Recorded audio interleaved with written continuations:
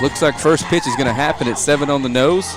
You're looking at Connor Cox, the starting pitcher tonight for the Longview Lobos. I'm joined by Keaton Daniels, as always, and Rex Scroggins. How are you doing tonight, Rex? Doing very good. Great to be back. Sorry I missed last week's game. No, it's okay. So the first pitch from Cox to the opposing starting pitcher, Max Giddon, is in there for a strike. Yeah, Connor, this is just, I believe, his second start as a pitcher since his freshman year, so it's an exciting time for him. Started out pretty good last time he pitched on the mound, so hopefully he can continue that. That's right. The 0-1 pitch misses inside. I've talked to him quite a few times about it, and I mean his main thing is keep the ball down, throw strikes, and let his defense do the work for him. So absolutely, that's a good way to go. And the 2-1 misses high.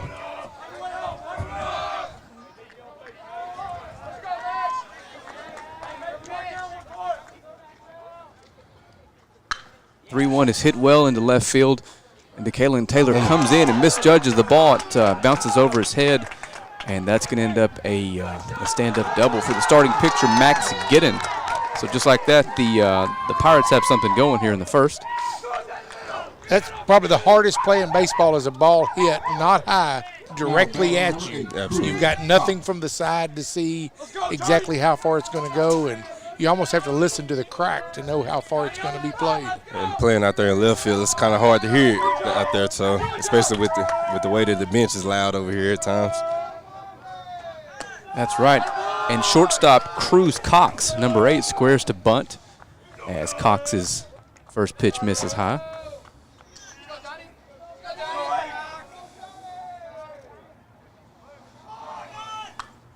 Bunt attempt is popped straight up into the air, and the play's made by catcher Drew Flores. So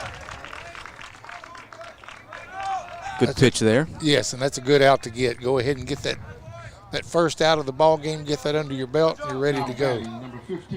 That's right. The Lobos are coming home after a big 11-0 win on the road at Marshall Tuesday night. The offense was clicking, and Connor was a big part of that. So here's to hoping we can keep that going tonight, and Mr. Cox can keep him off the scoreboard early. So it's going to step in Nick Crouch, the designated hitter for the Pirates.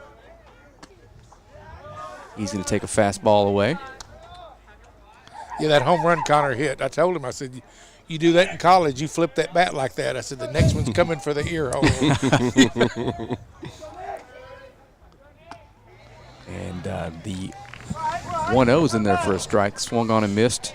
I got to be honest with you, Rex. If I ever hit a ball that hard in my life, I'd have a difficult time not flipping the bat. Absolutely. So I can't blame the young man. I'd be doing cartwheels at first base. I mean, as soon as he hit it, it was out of there, no question about it. So it would have been hard for me not to do a little something too. And I had just gotten my camera out of the bag seconds before that. I was freehanding that one. He was waiting on you. Pickoff attempt. Sails into center field. Throws a little wide from Doxey, but no harm, no foul. Gabe Flores out there keeps the runner from advancing. So, yeah, with Gabe's speed and arm, you'd have a hard time moving up on a ball like that. Yeah, something tells me that opposing manager, coach, knows that's not an arm you want to run on there. So 1-1 is popped up. Looks like it's out of play just over our head. Off the driveway behind us. So Cox is back ahead 1-2 on the designated hitter, Nick Crouch. Right-handed hitter with those stirrup socks I like so much. There's a pickoff attempt. Good move, but he's back in safely. It's Max Giddon out there, the starting pitcher for the Pirates. Yeah, Connor being left-handed, it kind of gives, there's not a whole lot of left-handed pitchers, so it gives the runner a little bit of something else to think about, being able to spin that direction. 1-2 is a breaking ball that stays a little high.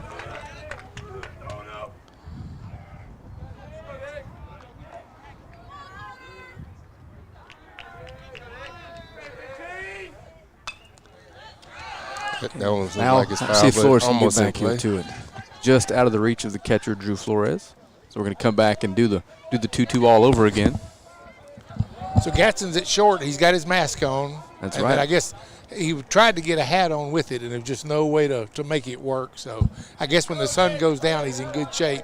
Yeah, well, I wonder if he could borrow one of those Lady Lobo visors. That'd look good.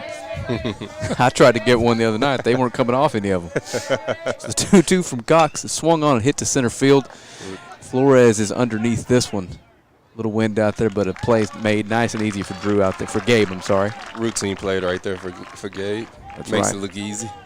Just like that, Connor's defense is doing him some favors early on. It's going to bring up the center fielder, number 4, Colin Estes for the Pirates.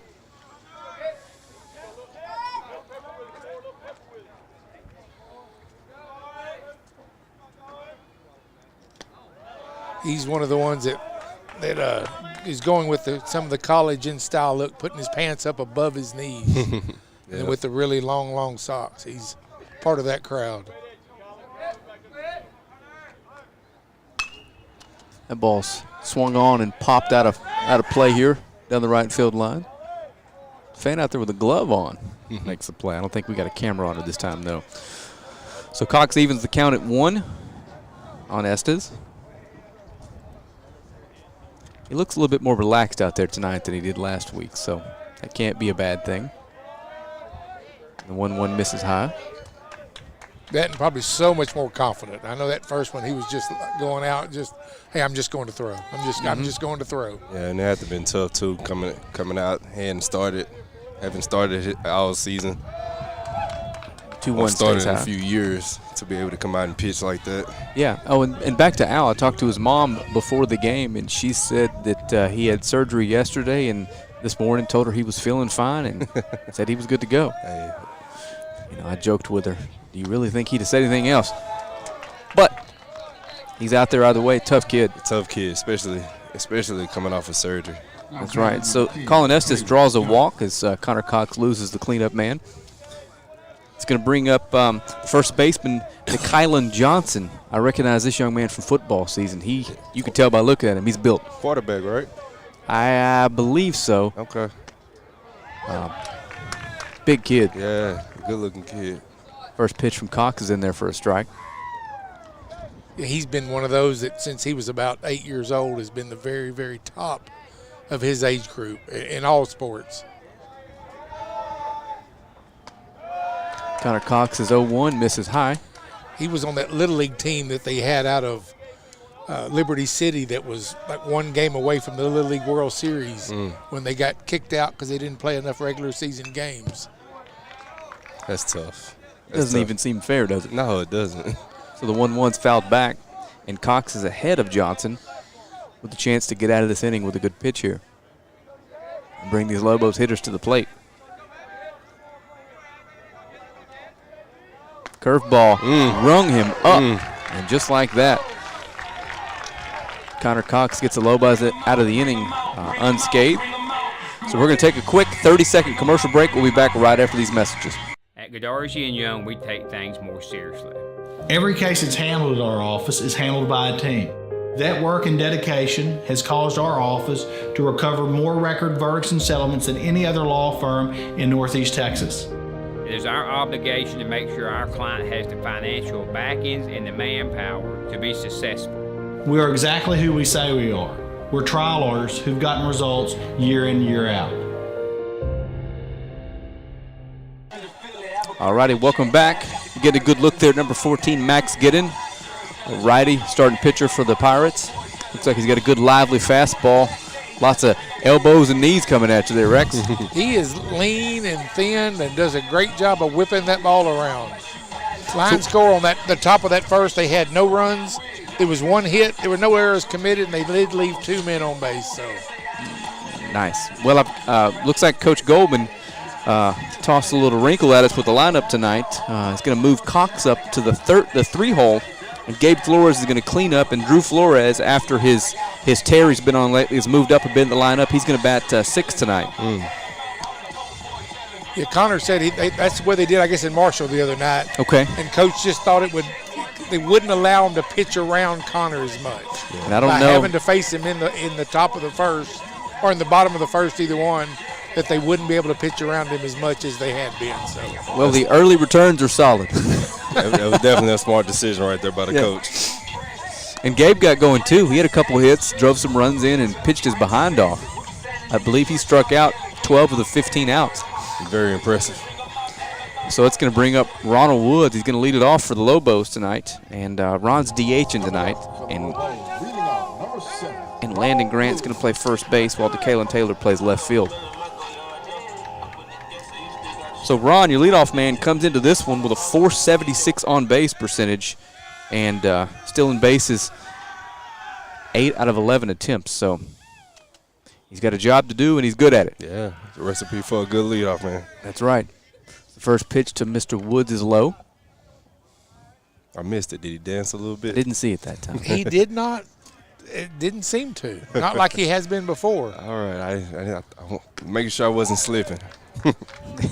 Swung on and missed. Evens the count at 1.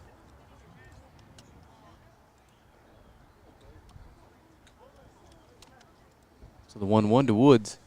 He swung on and driven into the first baseman's chest. He bobbles it a little bit, but he comes back to make the play. So Ronald Woods grounds out to begin the inning for the Lobos. That's going to bring up big Taylor Tatum, your right fielder. See, Pine Tree still plays on grass, so these balls are going to get to them a little quicker than what they're used to at home. Yes, Even sir. though they're about 6.5 miles from home the way the crow flies. And Taylor Tatum has really gotten it going lately. He swings at the first pitch and misses. Mr. Tatum on the season is batting .313 with a .411 on-base percentage, .542 for the slug, 1 homer. He's driven in 11 and stolen 4 bases on the year. So big bat in the 2-hole for the Lobos. Connor said he hit 2 balls in Marshall that didn't get 5 feet off the ground and one hopped the fence. That ball's hit pretty well, but pulled out of play.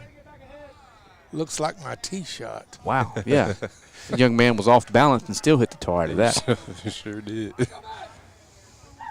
And a good sign is all of his balls lately have been hit back up the middle or to right center, so he's on them. Staying level with it. There's a good curveball in there for a strike. And Tatum's down looking. He was looking fastball the whole way, and pitcher pulled a string with that breaking ball, and he was completely fooled. Yep. That's right. I'm not sure I can even do the math on Connor Cox's OPS, but he is slugging .846. That OPS is over 1,400. Obviously leading the team in home runs with 4. And he's going to take the first pitch for a ball. I'm a little concerned. I forgot that I parked my truck just over that right field line, right at the fair pole. So if I make a noise you hadn't heard all year, you'll know why. 1-0 misses low. He might be in worse shape if you're out there in the middle of the soccer field. Yeah, that's the thing. Luckily, he's been hitting them to right center. So the 2-0 to Cox in a good spot here. Pitch is going to be bounced by Giddon. Cox is at a 3-0 count.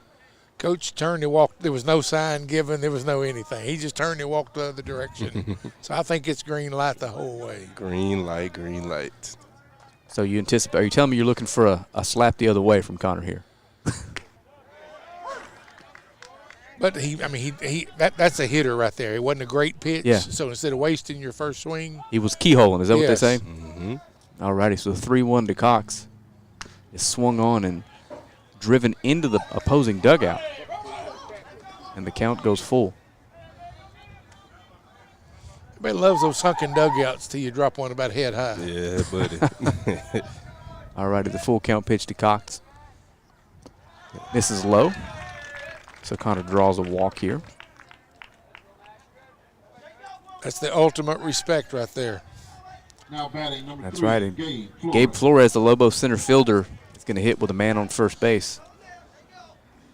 And that man is going to be Jarrett Lewis, who's going to pinch run for Connor Cox. I know for a fact that young man's got some speed, Keaton. Absolutely. We saw it in football season all year long. Absolutely. As soon as he see an opening, he was gone. That's right. So Gabe's been swinging a pretty hot bat lately. And he almost poked one out of here the last time you were with us, Rex. Oh, he's hit many out of this ballpark in his career. Swung on and just fouls it off the end of the bat there towards first base. As Giddon gets ahead.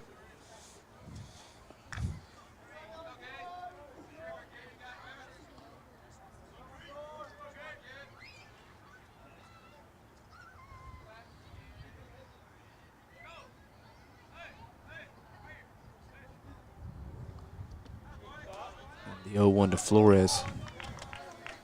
Good Bounces block. in for a ball, yeah. Yeah, good block right there. Again, we've mentioned it quite a few times. If this is your first time seeing this turf, it's going to take some difficult hops that you haven't seen or you're not anticipating. So the 1-1 to Flores from Giddon. He takes it for a strike. I think he might have thought that was a tad low. Yeah, from my viewpoint, I would say the same thing too.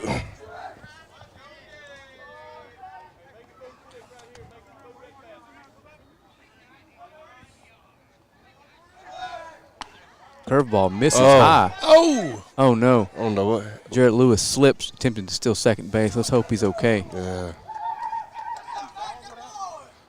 I guess he just tripped and fell on the turf monster got him. There's little creatures that live up under that dirt, up under that turf, and they'll reach up and grab a foot. All right, well, He would have been safe too. yeah, he had a good jump. Easy. So with that, we're going to take a quick commercial break. That's the end of the first. No score here at Lobo Field.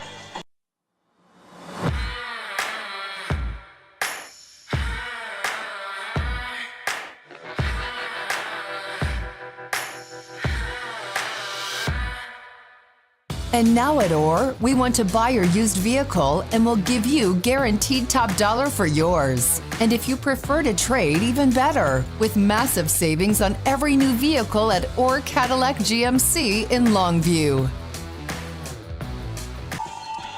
Alrighty, welcome back. Again, you're watching Longview Game Day. If you are watching, share the feed. Let everybody know we've got a good one going tonight. Get as many folks watching as we can. You're looking at Connor Cox out to pitch the top of the second for the Lobos.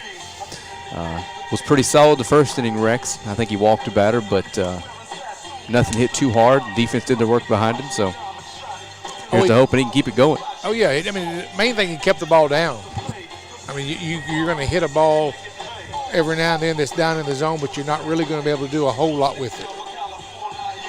Or at least the average high school player is not. Some of these big, giant, strong college and pro guys can take that low pitch and drive it, but the average high school player, that ball's down by the knees, there's not really a whole lot they can do with it.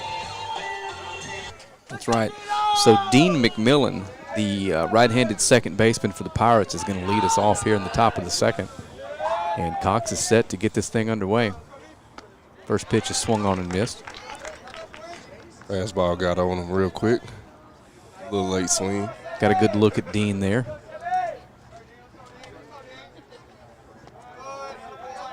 One-0 misses low.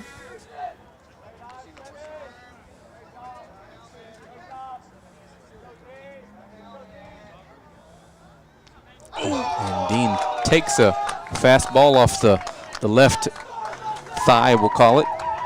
And he's going to take his base. He didn't even flinch. Nope, he didn't at all. Just took that one for the team. That's going to bring up their catcher, wearing number 19 and hitting from the right side of the plate, Connor Carroll. This kid's been about this big since he was 12. I was just about to say, he's a big kid. He has been a monster since he was a young one.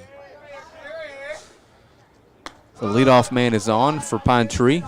Does a little dance at first base, but he's not going anywhere as Cox delivers a ball high and outside.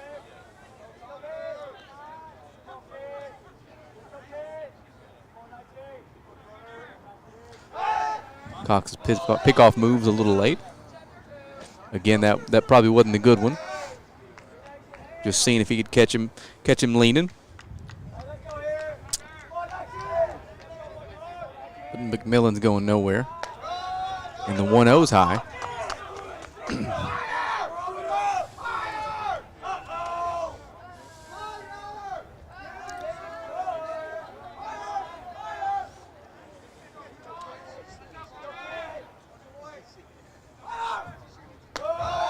The 2-0 from Cox is a fastball that stays up. So the catcher, Connor Carroll's in a good spot here. 3-0, and if you do have the green light, it's like you said, you keyhole and looking for a ball in one spot. He gets a fastball on the inside part of the plate, and he takes it for a strike. Yeah, I don't think he had any intention. I don't care where that pitch was. He wasn't going to. I mean, he dropped his hands off the bat before it even left the pitcher's hand. A 3-1 from Cox is swung on and missed, so he battles back to run the count full.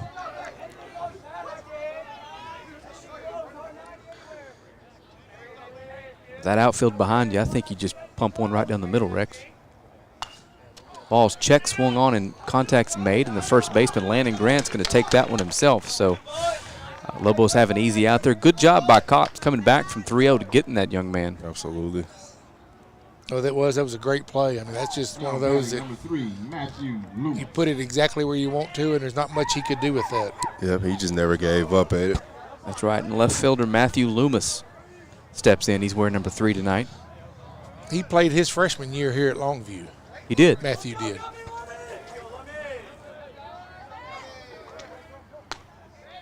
He lays off the first pitch. Before that, he was at White House for like 6th, 7th, 8th grade, something like that. Came to Longview as a freshman. His dad played at Longview back in the day, and then he decided to transfer over to Pine Tree. Takes that fastball high, so he's ahead 2-0 on Connor. And it's Loomis or Lummis? Loomis. Loomis. So the 2-0 to Loomis from Cox with a man on second. Pickoff play. Pretty good move there, but the runner's back fairly easily. They called a ball. Oh, they called a balk.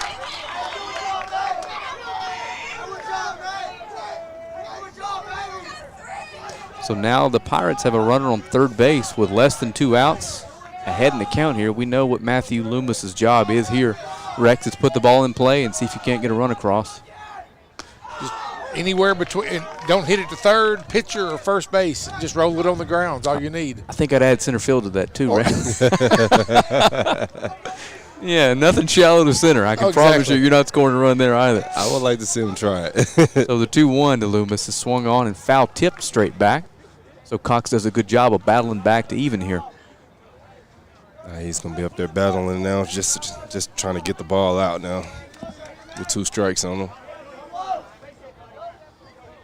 Be a huge out if he could pull it off here. He's set for the 2-2. It's swung on and driven into the net, coming right at us. Oh. That literally almost hit our cameraman in the head there. You know how many different things have to happen for a ball to come down on us. It bounced off the net, then the light pole. Well, I was all looking. I was going to have to turn my DB skills to work. The 2-2 curveball, good pitch, just misses low. Excellent job by Loomis laying off of that one, Rex. Oh, it was. That would have been a real easy pitch to take a cut at, and you'd have just driven it straight down into the dirt. So the full count pitch is swung on and driven to center field. It's fairly shallow. We are going to have a play at the plate. Drew rears back and slings it home, and the runner holds. Yeah, it wasn't deep enough for him to take off. That was a good play right there by Gabe. Absolutely perfect. And the coach is going crazy at third. Yeah. He wanted to test him. He wanted him to go. He had told him to go, I guess, and I mean, the player made the right decision. He'd have been out.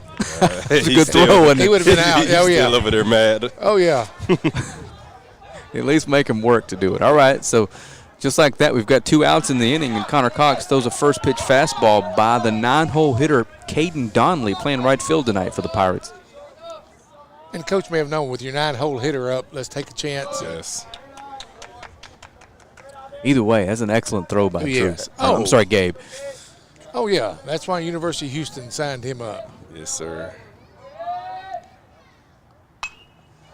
And the 1-1 pitch is fouled back over the net, so Connor's ahead 1-2 on Caden Donnelly with a chance to get out of the inning here with a good pitch. Anytime you have a runner on third with less than 2 outs and they don't score, it's a huge win in my book. Yes, sir. It definitely is. And again, I don't want to put the cart before the horse here, but a good pitch, and we do just that. So here's the 2-2. Looks like he stuck his elbow out trying to get hit by that one, didn't he? I thought the same thing, too. You don't want to lose the 9-hole hitter here to bring up the top of the order with runners in scoring position. So So Connor needs to buckle down and pump a strike in there. That's what he does. The ball's popped up to the left side of the infield. And no, it falls. And a run's going to score. It's going to give Pine Tree the lead. 1-0. That was tough. Yeah, that was in a perfect spot. You had 3 different guys. Absolutely. Now batting number 14. So Pine Tree has gifted their first run. I suspect the Lobos would tell you they should have made that play. And, I mean, Connor's used to wearing a first baseman's mitt all the time, catching balls in it. And he's got that pitcher's glove, and it's just not the same. But got a steal attempt and a good throw, but it goes into center field, unfortunately. And Caden Donnelly was out the whole way, and he knew it. He stopped to turn back to first. That's something you don't see from a runner stealing. It just stopped midway. He was dead. Pirates have another runner in scoring position here, with the leadoff man Max Gidden ahead of Cox 1-0. But that previous play, I mean, that goes back to the pitcher doesn't feel balls from the mound. I mean, even though you may be the best player on the team, you still let your position players field everything they can get to. Uh-oh. Looks like we're going to have a balk Another here. one here. These guys over here in the Pine Tree dugout are hollering, walk and hollering. They haven't said the word balk, but they're hollering just as he comes set before he pitches. Coach Goldman's going to go out and talk to the guys a little bit. But as we know all too well, fellas, there is a 1-0 deficit. It's basically a no-run deficit with this Lobos offense at home. Sir. So. It's almost kind of like we got a lead still. Yeah, we got them right where we want them, right? Yeah, we got to let them score 3 or 4 just to make it interesting. Yeah, we're not trying to get out of here early. All jokes aside, if you're watching this, Pine Tree fans, we are joking.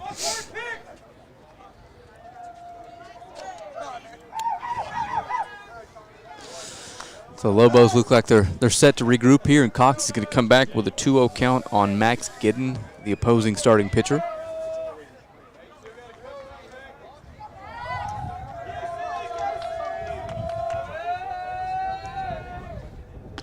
And it's in there for a strike. And as I've said a few times already in the broadcast, he's just one good pitch away from getting out of this little jam here. Oh, yeah, he's good. He just had to settle down, let his defense play. He's all right. The pitch is hit pretty well to left field, but the Kalen Taylor is under that one. And that's a play he makes 100 times out of 100. So good job by Connor Cox to not get too flustered there and allow things to snowball. We'll be right back in 30 seconds for the bottom of the second. See if the Lobos can't get that run back. Don't fumble when you're looking for your next trailer. At RJ Trailers, we got the hookup. Cargo Mate, Hallmark, Text Line, Diamond C.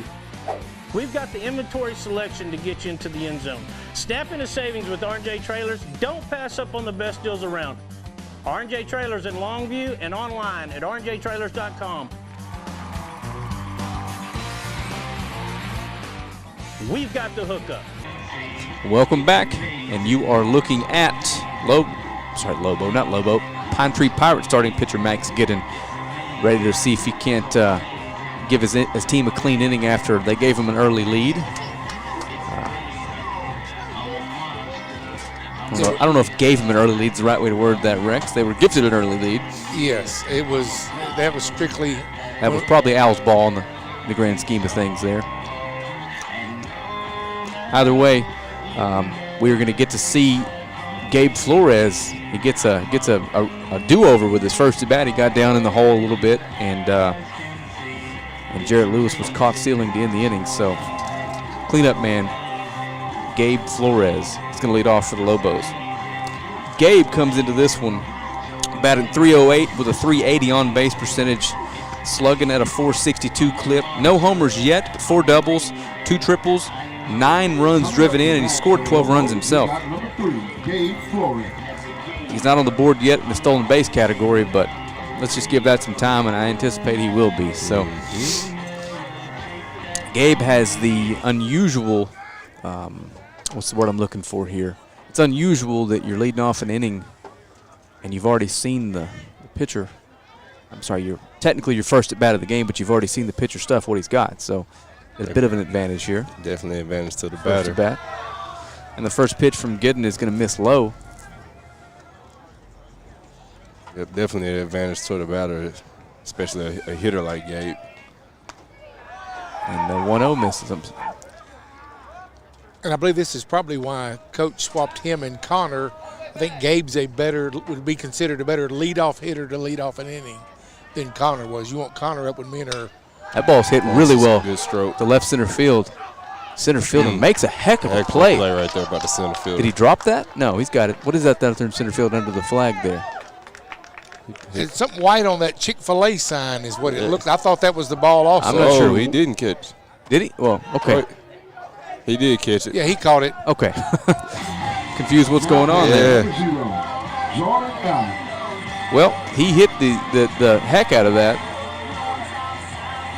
Oh, that ball was definitely over 3. If it had been down the line, that ball's out of here. Yeah, I was going to say the wind's hit blowing it. out to left a little bit tonight too, so.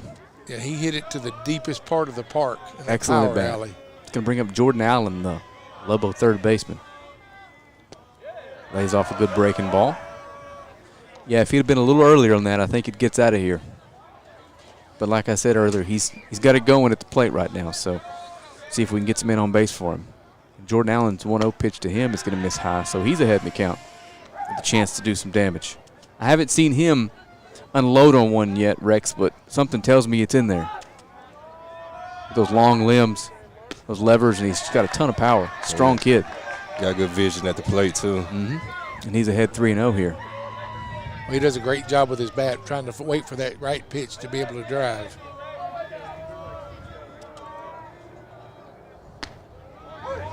Takes a 3-0 pitch in there for a strike. Jordan's still way ahead in this count.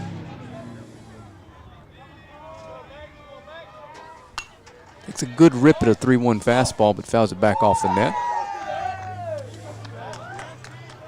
Nice play made here by the Pine Tree coach. Yeah.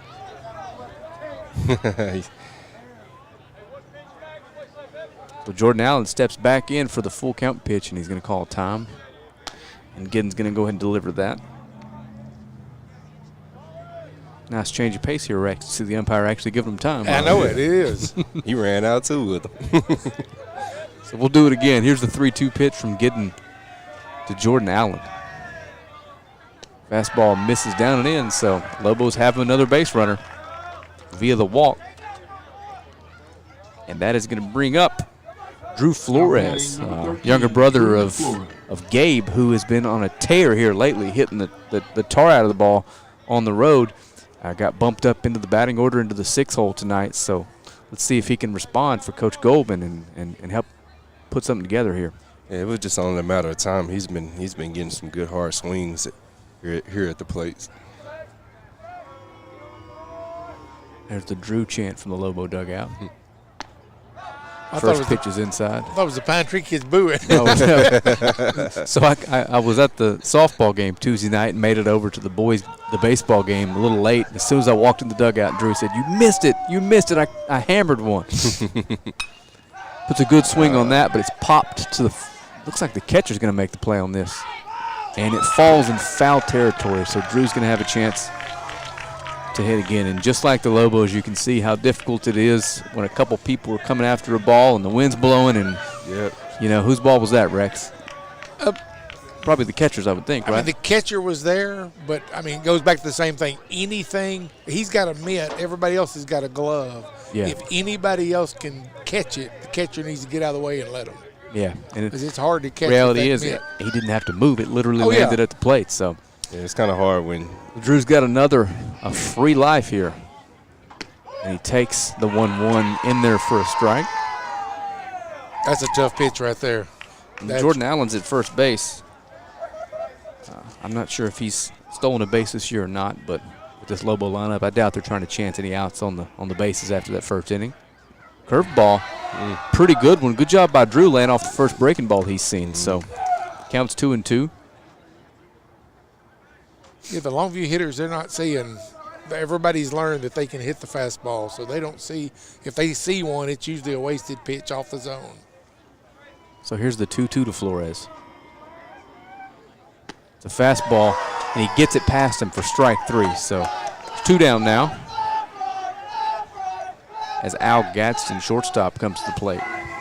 Now batting number 1, Al Gadsden. And Rex, last time you saw Al, we thought he was seriously injured. And he was, but luckily, and I say luckily, I use that term very loosely, just a broken nose. That ball is hammered to the left center field. Good shot. Absolutely. He turns on a fastball, first pitch fastball, and smacks it to the left field past the shortstop. So I'm going to tell you, to go from where he was laying face down on that turf with blood gushing from his nose to hitting that ball 2 weeks later, that's nothing short of a miracle right there. Yes, sir. he was in the lineup 1 week ago today. Yes. Yeah, he was back almost immediately. So he's really just missed 2 games. Yeah, I don't know if insane's the right way to word that, but that's a tough kid. Man. So DeKalen Taylor steps in. He hits the fastball, the first pitch, the pitcher, little dribbler, and he makes the play. He tosses it over to the first baseman. So the Lobos get a couple men on board but can't push a run across. We're going to head to the top of the 3rd, and Lobos trail 1-0. We'll be right back. Howdy, East Texas. Neil McCoy here for Patterson Nissan in Longview, home of the free lifetime warranty.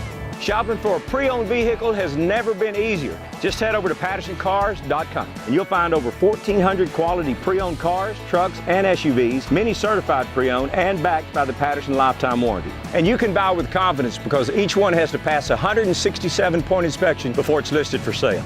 Log on and find your new-to-you pre-owned car, truck, or SUV at PattersonCars.com. All righty, welcome back. There's a good look at Lobo starting pitcher Connor Cox. He's pitched pretty well tonight. Got 1 unearned run across the board on an error that was a little pop-up to the shortstop. The Lobos let fall and a run scored with 2 outs. Other than that, he's been pretty clean. That's going to bring up the 2-hole hitter, number 8, the shortstop, Cruz Cox. He's going to lead it off for the Pirates.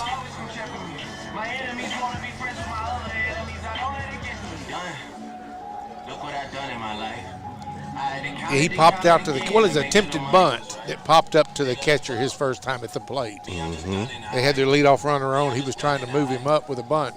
I forgot to kill the crowd mic there, fellas. The PA guy's playing some jams. Going to get us muted by Facebook. All right, there we go. All right, like I said, Cruz Cox is going to step in. First time up, Cruz Cox. Looks like he popped flew up out to the catcher. That's Remember, right. he squared around a bunt. That's right. And popped out to the catcher and was out right there. Now we're back to action here. So Cox to Cox here. The first pitch misses inside.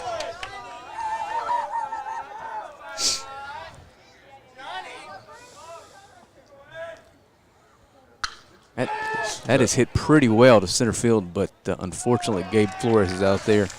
Makes that play Makes it look fairly easy easily. That's right. You're not going to hit much up in the air here and get anything out of it. Yeah, I feel like we say that too often, but it's the truth. We mentioned it at least a dozen times last broadcast. I mean, if anybody's watching him out there, what he's doing, he's a special center fielder. He makes it look real easy. His instincts are great, his reads are great, his jumps are great, so it almost looks effortless out there. Absolutely. And we saw his arm. And that one's flown out to him. And it looks like Taylor Tatum's going to make way for Flores to make that play. Yep. So center fielder called him off. So that's 2 times in a row to make the second out in the inning, flying out to center field for Mr. Crouch. So 3 pitches in. Connor Cox has 2 outs already. Well, this would be huge to get out of this inning with 3 or 4 or 5 pitches, wouldn't it? Absolutely. Oh, especially with the pitch rule the way they have it now. And your 2, 3, 4 guys, the meat of the order. Oh, yeah. So number 4, your center fielder, Colin Estes, steps in. He's hitting cleanup tonight. He's going to take the first pitch low for a ball.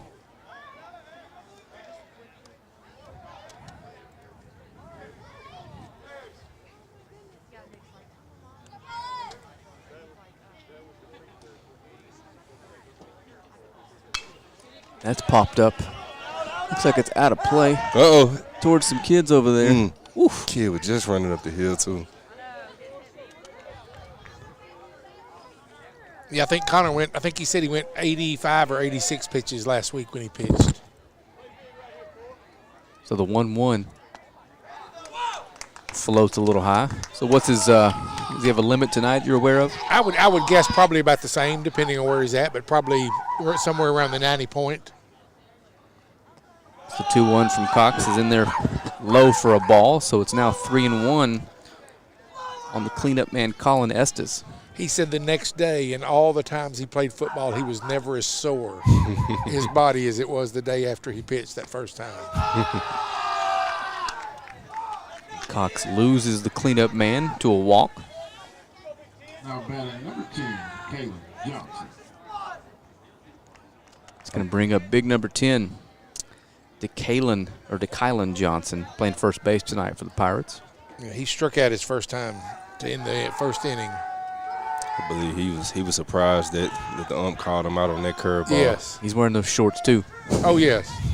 Are you sure those are socks? They're almost like leggings underneath there. I'm not even sure. Yeah, those look like there's going to be some tights. So Connor throws over. But actually, they are tights. I'm looking at the batter in the dugout here. Are they? Yeah. The tights with socks over them. Yep. First pitch to Johnson's going to stay high for a ball.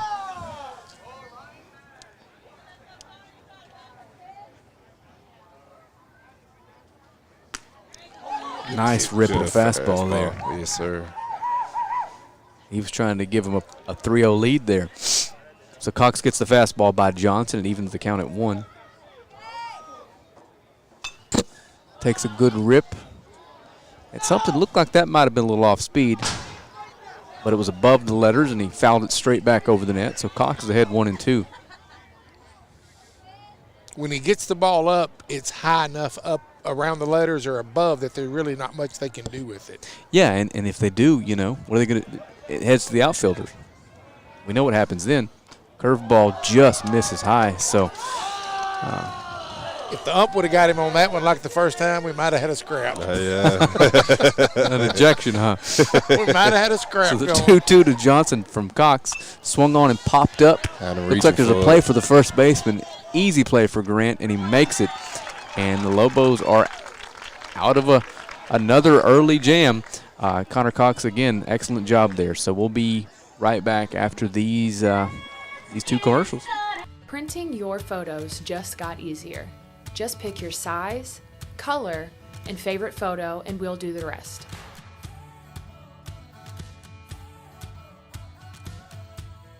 Because your unforgettable moments are meant to be framed.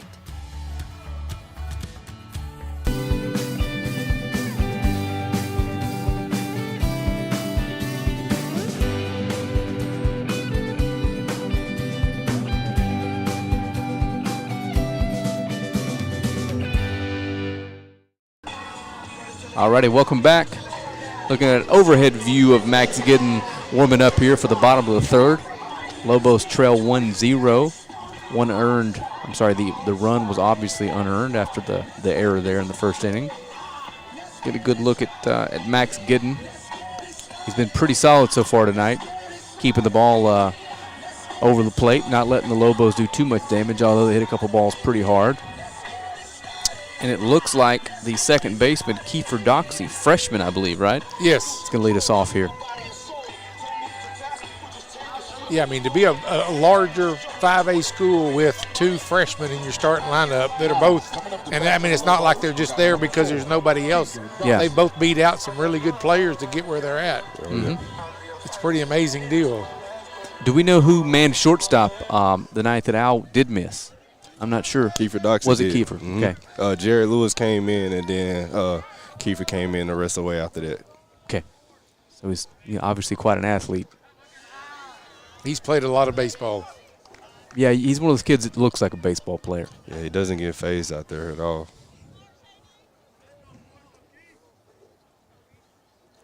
1-0 to Doxey, catches the outside corner, and he's a Lobo, so he's going to get bigger and stronger, Keaton. He definitely That is going to happen. Absolutely. John King won't allow anything else. The 1-1 to Doxey bounces in front of the plate. That was a fastball. He just pitcher kind of came released up late, yeah. limping a little bit too.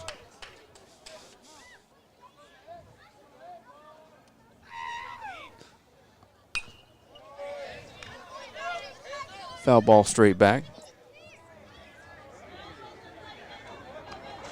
The pine tree pitch, I mean, he's just, to me, the word efficient. I mean, he's just doing a really good job moving the ball around, changing his pitches, not overpowering, but just doing a really good job. 2-2 catches the zone for a strike. So Kiefer Doxey's down on strikes, and the top of the order is coming back up for the Lobos. Now batting number 7. This is keep the man, Ronald Woods. Yes, sir. Let's see that Woods wiggle. He grounded out on a little chopper to the first baseman in the top of the first, or in the bottom of the first, his first at bat. Hopefully we have some better luck the second time around here. Oh, yeah. Get him to take a good pitch here. And he does. There's that waggle. There we go. Try to wake up the team a little bit.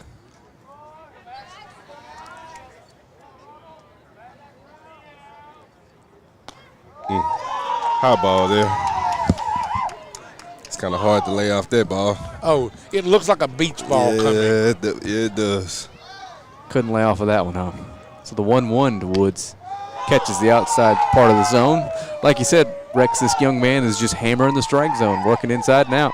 He's pitching with a lot of confidence. You don't want to give a team like this any freebies. Oh.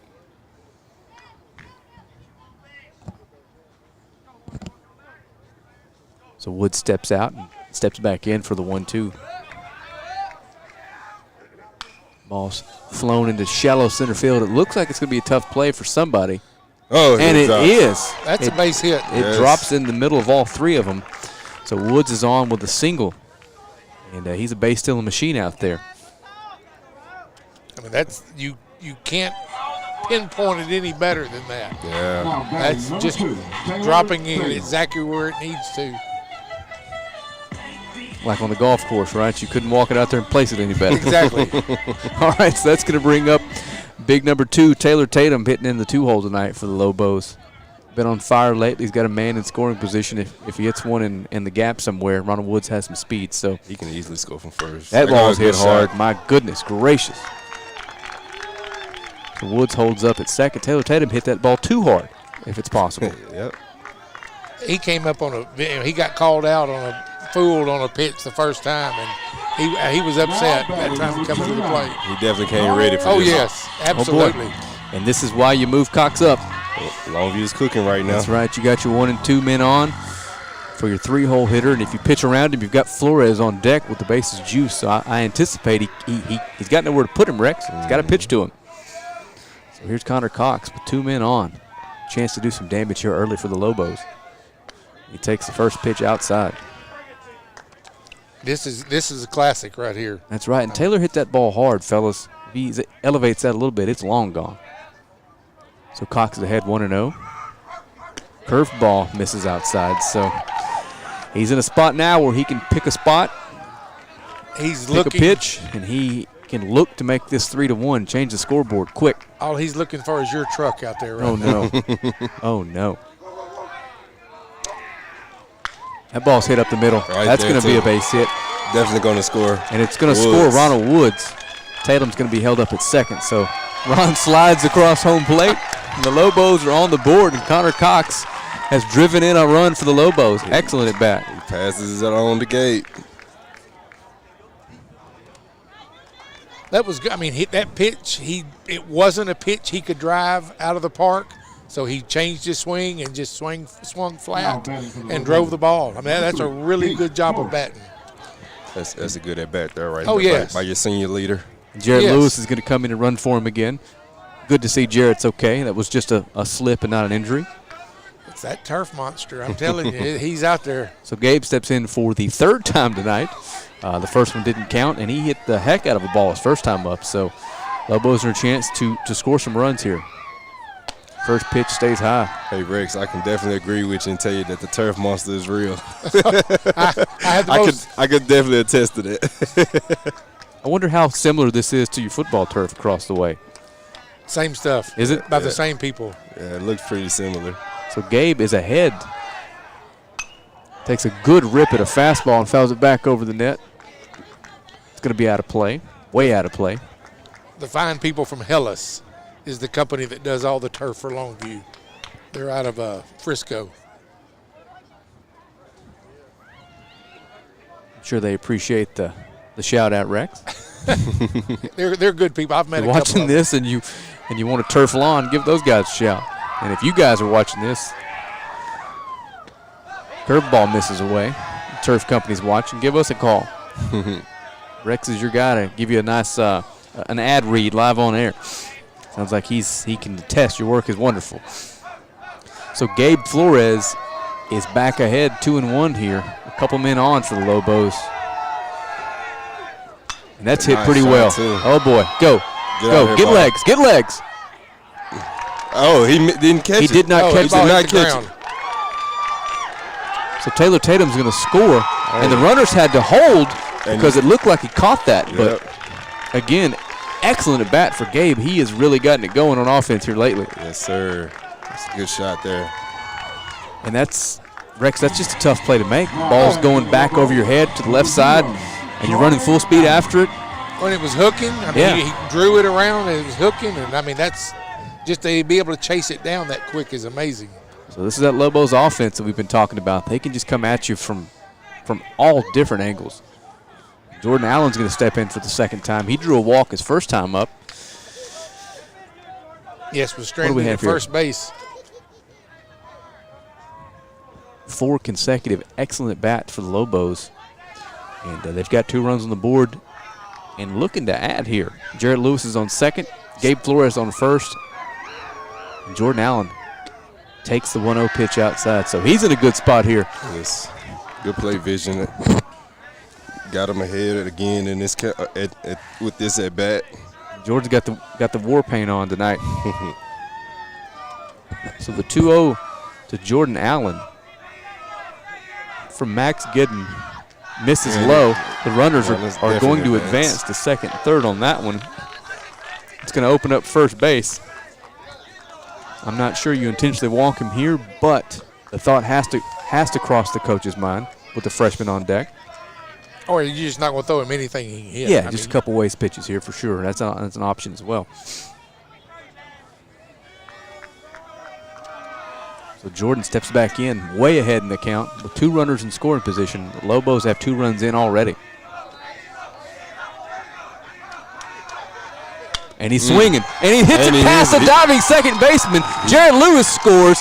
Gabe Flores is going to round second or third. He scores. So Jordan Allen, with an excellent at bat, hammers the ball up the middle, and the Lobos climb ahead 4-1. He definitely had the green light with that 3-0 count, and he made do of it. I mean, that's 5 really hard balls in a row, and not really easy pitches to hit. I mean, he's not teeing the thing up. And they haven't been up there hacking. Those are good, deep at bats. Yes. It's all good hits. So the Pirates coach is going to come out and have a word with his team. I'm sorry I don't have his name tonight. So the second time around is a trump for the Lobo. 5 batters up, 5 good hits. Yeah, it looks like the offense, the firepower, it's carrying over from Tuesday night. I'm telling you, I've not seen these kids that just fired up. They put it all together Tuesday night, and it's carrying over. Yes. Yeah, if that's the head coach, that's Garrett Methvin. He's the head coach at Pine Tree now. Played at Pine Tree, played at Diana, played at Hallsville, and played at Pine Tree. I think he went off to Arkansas and played a year and then finished up over at LeTourneau. Okay. And he was the assistant for a couple of years, and then Peterson left Pine Tree, took the job at Spring Hill, and Garrett Methvin's been the head coach since then. That's why you are on the broadcast, Rex. Insider info that we just simply do not have access to. Not at all. So the freshman, Drew Flores, is in. He struck out swinging his first at bat, but again, I believe he drew the count full, if I recall, maybe 2-2. It was 2-2 when he. So he's seen a few pitches. He lays off the first one. They got a chance here to keep the rally going, just keep them moving. So basically, what you just said was, "I'm old." Is that did I interpret that correctly? No. He swings at a fastball and fouls it off the catcher's mitt, evens the count at 1. No. I guess what I'm saying is you've been around here a lot longer than we have. Okay. Rick, see, you're just calling you money. Yeah, no. This is. No, that was good. That was really why you're here. Yeah, that was really good. Me and Keaton would have been Googling who it is. Live stream, right? Absolutely. Jordan Allen's off and running, picks a good pitch to run on. It bounces in the dirt, and he's in there without a throw. The Lobos, it just feels like they're playing looser tonight, Keaton, than they have the past few games here. Absolutely. I mean, offense at bat, getting some good at bats, especially the second time around, and the score is reflecting it. 4-1, still 1 out. That's right. They called that a strike, but I don't believe it was. I don't think he swung at that, so I think it's 2-1. Yeah. But I'm not sure. Oh, I guess not. I don't think he got it. Whoa. All righty, so that's going to be a strike 3. I guess he did call that a check swing. It's going to bring up Al, who I believe lined a single his first time up. Yeah, he had a good shot. He had a good shot of that ball. So he's up with a runner in scoring position, a chance to extend the Lobos' lead here. And the first pitch to Gatson from Gooden misses. Catcher can't find it, and Jordan Allen's going to make it into third safely. Hey. So we're another wild pitch away from the Lobos scoring again. Jorgensen, he can definitely slide out there. So I just got a message from someone. Methvin played at Longview, Hallsville, and Spring Hill, but that was one of the assistants that went out. Okay. He's the one with Methvin's the one with the big beard. Looks like Abe Lincoln. Well, that's what my message said. So. Gotcha. Well, I'd like to see that that big beard.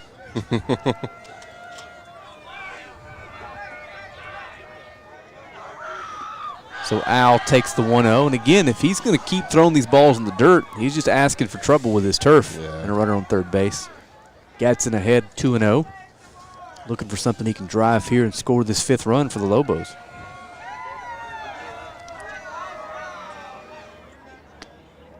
Lays off a fastball away, so he's ahead 3-0. The Kalen Taylor, left fielder, waits on deck. Here he had a pretty good night again last night. Did you see that? Keaton, he won the 100 and the 200. He ran the 200 this time. Okay. Very impressive. Gatson's got the green light on 3-0 and swings through a fastball. Where did they run it yesterday? Don't get me to lying on this broadcast, Keaton. I'm not sure. I just saw a couple tweets about his times and where he finished. Obviously first, that goes without saying, but I believe he ran the 100 in another quick time. Good deal. I'm sure the district meet should be coming up pretty soon, so I'm looking forward to that. Yeah, that's something. If it's a Thursday night, I may have to go check it out and get some video. Yeah, I think they're running at Hallsville for the district meet, so I'll definitely be in attendance for that.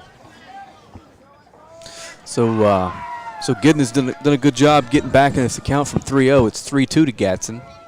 Runner on third here with 2 outs.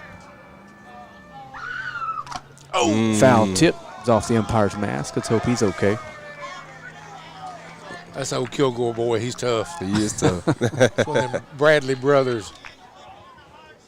I've known a few guys from Kilgore, and they're tough. Is how I describe them. At an oil field, even if you're not in the oil field, it makes all of them tough. That's right. Your dad came home wearing those dirty clothes and playing rough with you. Oh yes. Grew up around it. So Al stays alive, fouls off a high fastball there, and we're back full. Good take. Excellent at bat. Good. These Lobos are on it tonight. So now we're going to have runners on the corners for the man we were just talking about, the Kalen Taylor, Lobo left fielder. The Pine Tree pitchers, he's trying to get the ball down more, and it's cost him a walk, but he realizes everything he throws up around the knees, we're driving really hard. I believe the Kalen was first pitch swinging last time up. So let's just see if the pitcher's struggling a little bit with command, see if he takes a few pitches here or tries to find that hole there between third and shortstop that's gaping. Oh, Gatson takes off, but obviously no throw there. You can't risk Jordan Allen taking off on you. So now the Lobos have, sorry about that, Keaton. Lobos have 2 runners in scoring position for the Kalen Taylor, who's ahead in the count 1-0. He's our 9th batter of the inning. And that ball's hit well, but right at the left fielder. Man, he got all of that. Yes, he did. Well, with that, the Lobos are able to score 4 runs and bat around. We are going to head to the top of the 4th inning right after this commercial break. At Godarzi and Young, we take things more seriously. Every case that's handled at our office is handled by a team. That work and dedication has caused our office to recover more record verdicts and settlements than any other law firm in Northeast Texas. It It is our obligation to make sure our client has the financial backings and the manpower to be successful. We are exactly who we say we are. We're trial lawyers who've gotten results year in, year out. Alrighty, we're back. You got a good look at Connor Cox there finishing up his warm-up pitches. And if I recall, last time we were here, Keaton, I mentioned how well he was pitching. He was perfect through 3, and I don't want to be forced to take the blame here, but I'll take that blame. Things kind of fell apart for him here in the 4th inning last go-around. Lost a bit of command, Rex. I'm not sure, you weren't with us, but he wasn't able to get on top of the ball. 4th inning, walked a few batters, and things got out of hand for him. So here's to hoping he can stay on top of it and stay composed this inning. And absolutely, Lobos just spotted him in the lead. Absolutely. Well, here's the knocking on some wood that you're playing with the lead now, so the only thing you got to do is just go out there and throw some strikes and let your defense play for you. That's right. He's got the 6, 7, and 8 hitters coming up here in the top of the 4th. Going to be Dean McMillan, the second baseman for the Pirates. Looks like Dean scored the run. And he got hit by a pitch is how he got on base the last time. So he's got a little bruise on that left thigh coming in. He didn't flinch at all taking that hit. You know he wanted to rub it. It's getting chilly. And I know Connor Cox throws that ball pretty hard. Big, strong boy. So Cox is going to set to deliver the first pitch to Dean McMillan, and we're underway in the top of the 4th. And he swings and tips it. Did that hit the umpire also? Or? I believe it caught his left shoulder, yeah. He said, I'm okay. Pays the same whether he gets hit or not. That's good. Right. Rex, for those of us who haven't been around Lobo baseball for a while, is this one of the better teams you've seen him have in some time? Longview? Yes, sir. Oh, yes, sir. That ball's popped up to left field. DeKalen Taylor's under it, but Gabe calls him off and makes the play fairly easily out there. And again, we go back to saying it again. You can't hit the ball to the outfield on this team unless you're going to really put a charge into it. I know it's difficult to do, but kids these days are taught, unlike you and I probably were, Rex, that you don't get on top of the baseball anymore. Remember how they taught us to swing down on it and put backspin? Now you catch it out front like a softball and drive it. Mm-hmm. It's all launch angle, and it's the swing is completely changed. Yeah, and that works. But when you come play a team like this with defensive outfielders like that, if that launch angle doesn't get over the fence, you're in trouble. So that ball's grounded to the third baseman, Jordan Allen. You got 2 quick outs here. That's right, and we've seen him make those plays regularly this year. Yes. It's a heck of a third baseman down there. Yes. And I'm not sure anybody realized how good a third baseman he was, Rex. That's one of the big differences between this year's team and last year. The infield play has been so much more steady, so many fewer errors, mentally and bobbling the balls and stuff like that. It's been a pleasant surprise. That's going to bring up Matthew Loomis. Cox is ahead of him, so just like we spoke about coming into this inning, Cox has done a good job and pounding the strike zone and let his defense work behind him. Just don't let him have anything free here. It's funny, Connor always talks about this field's too big and he doesn't like hitting in it, it's too large. Now that he's pitching, he loves it. Yeah. This is his new favorite park in the entire world that he's pitching in it. He hates hitting in it because those power alleys, they get to 400 really, really quick. Oh, yes. Nice one. Nasty breaking ball. That's the only way to describe that one. Was it. Filthy. Wow, excellent inning by Connor Cox. We're going to take a break. We'll be right back.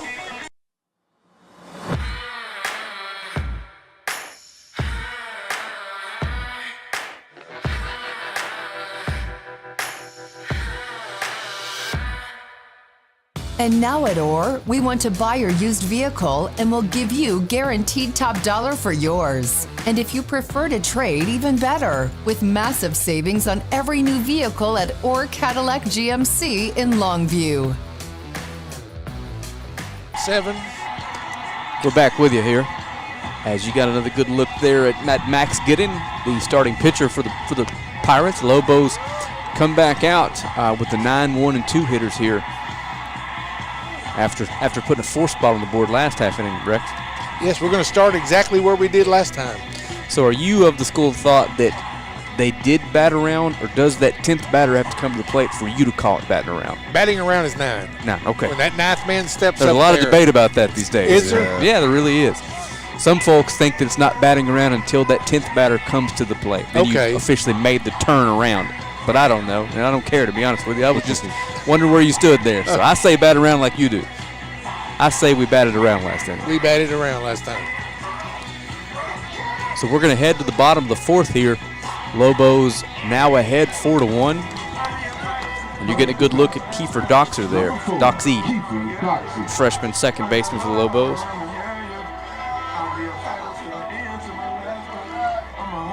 He K'd in the bottom of the 3rd. The first time up, I think it was a called strike on not really a stellar pitch.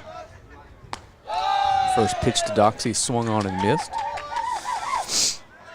This is one of those situations where if your 9-hole hitter can get on and turn this order over, I anticipate there's some more runs to be scored tonight. Doxey with a good cut at the 0-1. And Giddens ahead. Yeah, and the wind shifted, so a right-handed hitter pull one down the line, there's a good shot it's going to get a little bit of help. The Lobos have had some smoked shots tonight. Hit the ball hard. The 0-2 misses to Doxey. You know, I'm sure they like this wind, but I personally do not, Rex. It's getting a little chilly. Especially coming right at my back. Breaking ball. That was a good pitch. That was a good pitch. Not a whole lot Kiefer could do there. If you're going to hit that, Rex, you almost have to be looking for it. Oh, yes. Yeah, that you got to be thinking he's going to throw me a breaking ball. But, hey, it's 20 degrees warmer than it was that long marathon game y'all had. So. Man, that was a tough game. You can have shorts on today. You were up top, right? I was up top that night. Yes. I'm sure you weren't real antsy to get down here with us, were you? There's a heater up there. I know there is. And Ronald Woods is going to foul one just left of the third base bag there. That was the night we all got together and sang the national anthem. Is that right? That's it. If I recall. Yes. Yeah. I'm the one person who does not know how to work the computer up in the press box. I think it actually turned out almost more sentimental. It's good unison. Everybody was working together as one. Crowd did a good job. So umpire is going to say he went. Check swing there. So Ron Woods is down 0-2 here. One thing we know about Ronald Woods, this is batted not over. No, not at all. Takes the 0-2 off the plate. This kid's got a good eye, Rex. He does. I mean, he's just about the perfect leadoff hitter. And the thing is his mom says he knows it. There we go. The 1-2 bounces. I mean, good eye, good speed from the left side. So anything that's hitting the infield that's got any kind of chop or a little bit of a roll to it, he's got a really good chance of beating it out. Can steal second base to set up a hitter, your 2 or 3 man. 2-2 misses high. Speaking of that, the game ended Friday night without you on a DeKalen Taylor infield single attempt. They made a play on it. I didn't think anybody in the world's making that play to get him out. Did you see how the game ended? I did not. DT chops one to the shortstop, and he charges it. And I even said live, there's no way he's getting him. And he made the play. Yep. Shortstop made a heck of a play. He made a heck of a play if he threw him out. Oh, yeah. What an at bat. I mean, to go down, to start 0-2 and still work a walk. And in the same game, he hits one to the gap in right center and gets thrown out going second to third. Yes. Just a perfect relay. I mean, perfect. I saw that one. Or I saw one. Yeah. That happened in another game I'm not sure it's ever happened before. Yeah, it was. I saw. It's hard to believe. Right. That was the perfect throw. Yes, 9 times out of 10 he's saving. That one time. It was that one time. So I got to say it again. Excellent at bat by your leadoff man, Ronald Woods. Coming back from 0-2 to draw another walk. Kid's got a heck of an eye. It's going to bring up Taylor Tatum. Hit a ball hard his last time up. Hit a good shot right there to left field. And Woods is going. Tatum lays off a breaking ball. It's called a strike, but Woods is in there by a mile. Yeah, I mean, that one you don't even throw. When you got a jump like that and you're 80% down there when you catch the ball, just hang on to it. That's why he's hitting where he's hitting. Draws the walk. And just like that, he's in scoring position for your 2-hole hitter who's down in the count 0-1. Curveball stays high. He really wanted to take a rip at that one. When they come in high like that, Rex, the curveballs that don't break, looks like a beach ball coming in, doesn't it? You can think you can hit it over those pines out there, but it won't go that far. Don't challenge him to that, Rex. He was definitely He's going to show you. He was definitely trying to take that ball out the park. I need to get my golf laser out and find out how far it is to those pine trees. So Taylor Tatum's behind 1-2 with Ronald Woods on first base. And Giddens going to step off. See if he can get another sign. Flores hit one last year that would have been over the scoreboard. He hit it to the side of the scoreboard, but it would have been over it. Okay, make sure everything's good. So that ball bounces to the backstop. Woods is going to try to score from second on a wild pitch. Oh! He doesn't like the call. He tried to score from second on a wild pitch, Rex. And I guess when you're up 4-1 and coach is going to come and say a word or two about it, but it was very, very close. Yeah, it was a lot closer than I thought it was going to be. Got to love the effort there. And the kid's got some instincts. Yes. You know what I mean? Like, he had a shot. That took a pretty good throw to get him there. I'm not mad at him for trying to make a play. Oh, no. No. That's the kind of aggression wins you baseball games down the road. Absolutely. So Tatum's in a spot here with a 2-2 count. Base runner's now erased. See if he can't score a run on his own here. He's going to be swinging for it. Fastball was an off-speed pitch, misses low, so the count's full. I saw a guy in a spring training game 2 days ago tag up from second base on a fly ball to center. Woo! Oh, boy. Get down. Goodness gracious, that's bad luck. So Taylor Tatum right there has an excellent bat and murders a baseball, but it's right to the center fielder. So with that, we're going to head to the top of the 5th inning. Lobos can't score. They still lead 4-1. Don't fumble when you're looking for your next trailer. At R&J Trailers, we got the hookup. Cargo mate, Hallmark, text line, Diamond Seed. We've got the inventory selection to get you into the end zone. Snap into savings with R&J Trailers. Don't pass up on the best deals around. R&J Trailers in Longview and online at rnjtrailers.com. We've got the hookup. All right, we're back with you. Again, you got another good look at Connor Cox there, out for his 5th inning of work. He's only allowed the 1 hit, the 1 unearned run. It's been a pretty good night tonight so far, Rex. It has been a fabulous pitching outing. And you knew his learning curve was going to be extremely rapid. Yes. I mean, had played as much baseball as he had been on the baseball field. I mean, great hitters a lot of times make great pitchers when they actually get out there. So, I mean, I would say he's probably improved as much in this 3rd game as anybody ever has pitching 3. And the good thing about it is, we was talking about this earlier, he's pitching with a lead, so the only thing he has to do is just keep throwing strikes out there. Yeah, and with the athleticism, Rex, has he grown up playing other positions defensively, or he's always been a first baseman? He's always been a first baseman. Looks like he could probably handle right field in the pinch, though. Yep. All righty, that's going to bring up the Pirates right fielder, Caden Donnelly, hitting in the 9-hole tonight.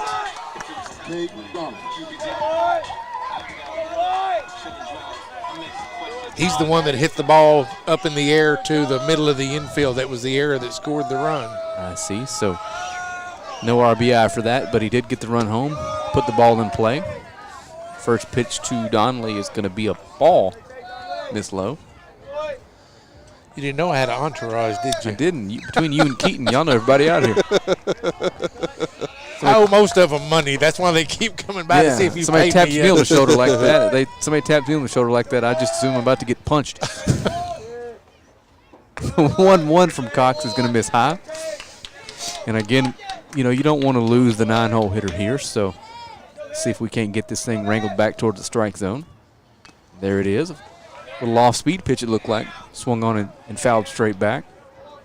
Counts even at 2. I mean, one of the key things to being a really good pitcher or a great pitcher is that you can throw a strike anytime that you need to.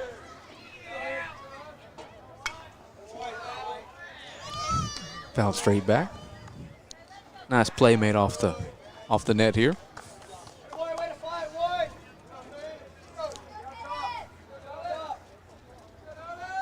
Cox is going to set for the 2-2 again.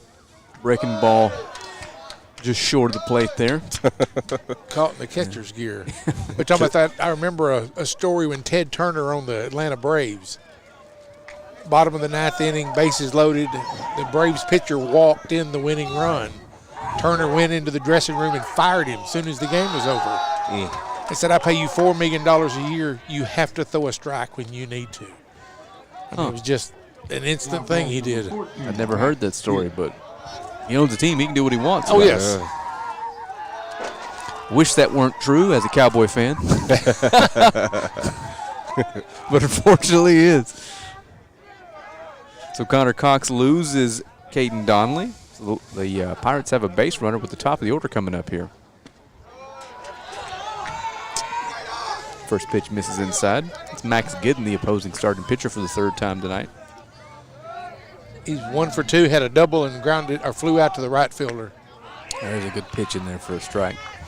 Speaking of the Braves, back when we were growing up, they were the only team that you could watch every night because they played on TBS. So me and my brother grew up huge Braves fans. Yeah. Didn't hurt that they were really good.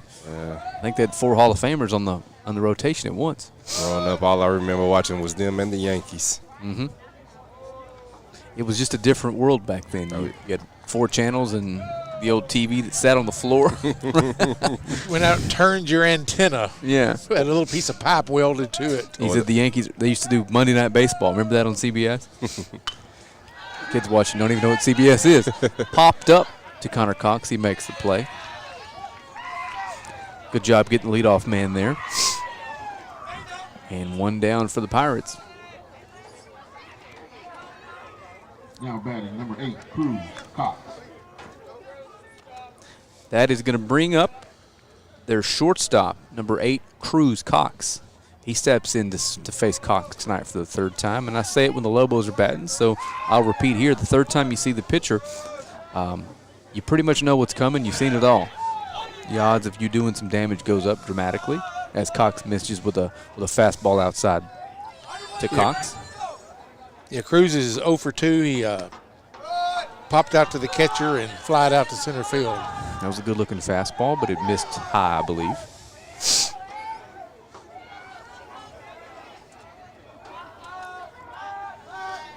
Throw over. I don't know much about Cruz outside of this game, but I do know if you're hitting in the 2-hole, playing shortstop, you're a ball player. So 2-0 to Cox. It's going to miss high. So Connor's in a little bit of trouble here. Runner on first base and behind 3-0 to the 2-hole hitter with the big bats looming.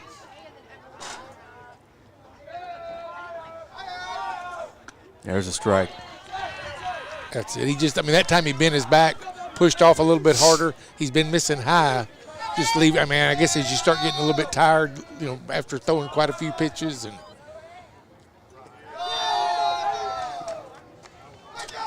And ball 4 as Cruz Cox draws a walk, and that's going to bring up the Pirates' designated hitter, Nick Crouch, big number 15. His coach is going to go out, and I'm not sure if he's going to talk to Connor or go get him. I believe the plan is for Landon Grant to come in and relieve him here. Not here, but if and when he needs some relief, yeah. He warmed up after the 2nd. They went down. I saw him down in the bullpen, and he has thrown a little bit, but okay.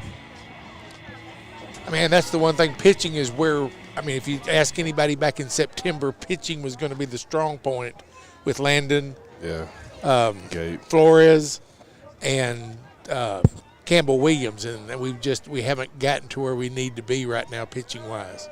Luckily Connor's saved the team and the season so far.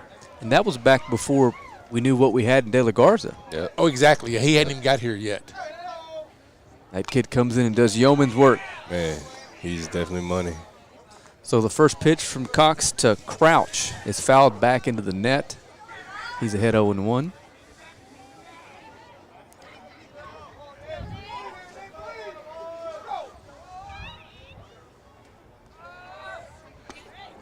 There's a good one. He's back ahead 0-2 here. So. Yes.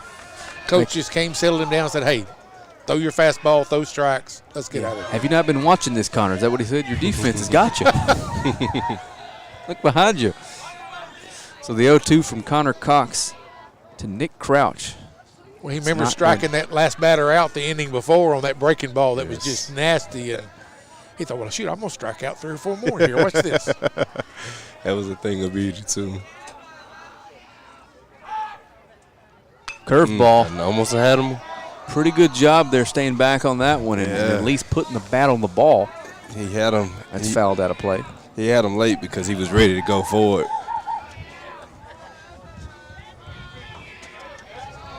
We'll come back and do the 0-2 again. There it is. There you go. Nice looking high fastball. Got the big DH swinging there. So 2 outs here. And that's going to bring up Colin Estes, the center fielder for the Pirates.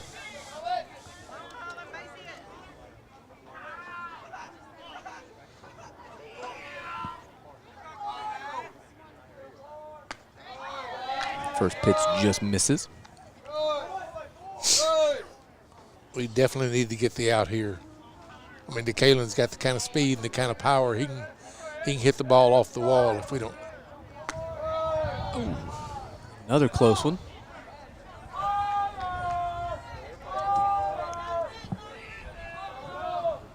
Deep breath by Connor. You can tell he's settling a little bit. He's not taking much time between pitches. So here's the 2-0. Good move back. Good Got job. him. Pickoff at second base. I'm sorry I missed that. There's no way for me to know that was coming, but trust us when we say Connor Cox picked the runner off at second. That was good. And with that, the inning is over. The Lobos are going to head to the bottom of the 5th, holding on to a 3-run lead. We'll be back, 3-run lead. We'll be back in about 30 seconds. Over the last 10 years, our office has achieved many record verdicts and settlements. Our commitment has always been to outwork and outfight any opponent we have in whatever courtroom we find ourselves in. At Godarzi & Young, we have settlements and verdicts that are unmatched. Whether you come face to face with the corporation or an insurance company, they know that if they don't justly compensate our clients, they're going to have to face the Godarzi & Young trial team in the courtroom. All righty, we're back with you. Headed to the bottom of the 5th. Your Lobos lead 4-1, and Connor Cox, after walking 2 batters, does an excellent job settling things down and getting out of that jam. Oh, he pitched his way completely out of that. He's now becoming a pitcher. He's, 2 weeks ago he was a thrower, just learning how to step on the mound and pitch. And now you can now call him a pitcher for the Lobos. And it looks like we're going to have a new pitcher now that I see the umpire and head coach are talking about who that is. That is number 4, Colin Estes, in from center field to pitch for the Pirates. I don't have information on who moved where, but we'll get that to you as soon as we know. But Taylor Tatum ended the last half inning for the Lobos with a rocket to center field, so that's going to mean Connor Cox and Gabe Flores will bat to kick things off here in the bottom of the 5th for the Lobos. They'll get their first look at this young man. And they, through playing summer ball with him and against him and all over together, I'm sure each of them have batted against probably him know him pretty several well. times. I suspect you're right there, Rex. The baseball world is fairly small in East Texas. Yes, sir. Again, we appreciate you joining us tonight. Just bringing some things to the broadcast that me and Keaton just simply don't have. Yes. All that Lobo baseball knowledge from being around the program for so long. We definitely appreciate it. Well, I appreciate y'all letting me come and sit with you. Somebody there taking This pictures is the of the best flag. seat in the house. I actually agree with you this time. It wasn't those first couple nights. I'd have rather been watching on television letting you guys do this with a heater on. So Connor Cox is going to lead things off for the Lobos here in the bottom of the 5th. 2 excellent at-bats tonight. I believe he's walked both times up, right? Oh, he had a single. He had a single. That's right, drove in a right run. in the middle of those 5 straight hits. either way, a couple really good at bats. 3 tonight, I believe. Was that a single and 2 walks? Or This is just his third at bat. it's his third at bat. Okay. Again, this is why we have you here, Rex. First pitch takes a good rip at a fastball. Keaton, that reminds me, we have not seen a home run live this year. We have on not. air. We A have ton not. of them when I'm not broadcasting, Yeah. but haven't caught one on air. Hey, just this big park. It's hard to get out of. If you don't hit it down the line, it really is. So the first game of the year I was here, but we weren't up and running for live stream, and I saw Connor go the other way by that scoreboard. So it can be done. I think we seen one time Gabe hit one that was like 398 in the warning tracks, deep center field. So Cox is down 0-2 here to the new pitcher. Lays off a fastball up in the zone. Pretty lively fastball, folks. That's right. Again, that new pitcher's Colin Estes in from center field for the Pirates. Good time on. Yes, sir. He's got a pretty sharp fastball. Curveball. Good pitch. Nice pitch. Swung on and missed. Gonna be one down for the Lobos. Nice curveball. Looks like he took about 35 miles an hour off of that one, Rex. It was huge. I mean, it was a massive change in speed, and I think after throwing him fastball, I mean, he had him set up. He had it set up perfectly. Gonna bring up Gabe, who's had a pretty good night tonight. Yeah, he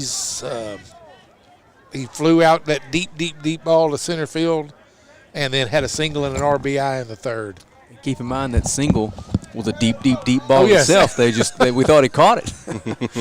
So Gabe's hitting the ball hard tonight. Steps in for the first time against this young man. Takes a good fastball high and tight. This pitcher's probably 5-6 miles an hour faster than that first one they had out there. And he's got that slow, nasty curveball. I don't think I'd want any part of as a right-handed hitter. Full count here, so probably looking at a fastball. So here's the 2-0 to Flores. Sorry.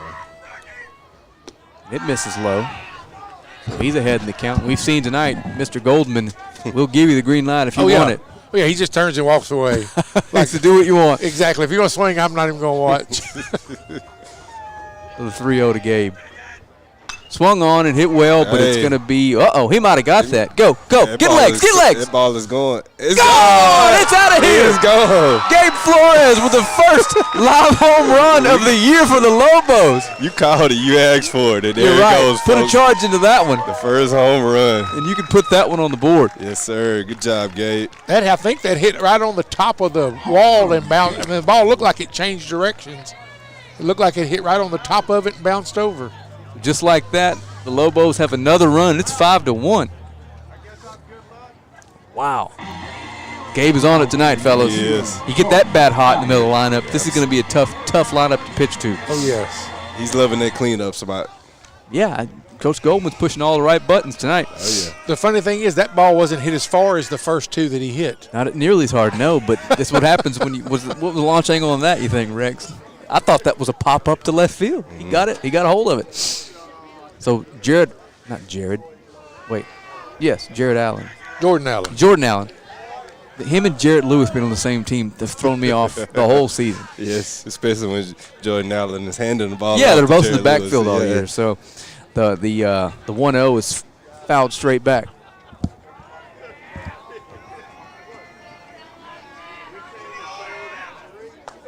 And Jordan's had a pretty salty night, too. This lineup, as the season progresses and these young hitters get a little more confident, this is a deep lineup, Rex. Yes. Oh, it is. Yeah, he's been on base both times. And playing Walked some good and hit a defense. single. And playing some good defense, too. Good Lord, that's a nasty, slow-breaking ball. I don't even know if the radar gun can pick that up. It's so slow. So Jordan's ahead 3-1. Looking for something straight he can drive. And another walk. So Jordan Allen has been on all 3 times tonight, right in the middle of this Lobos offense. He hadn't scored a run, but has been on base each time. He's 1 for 1.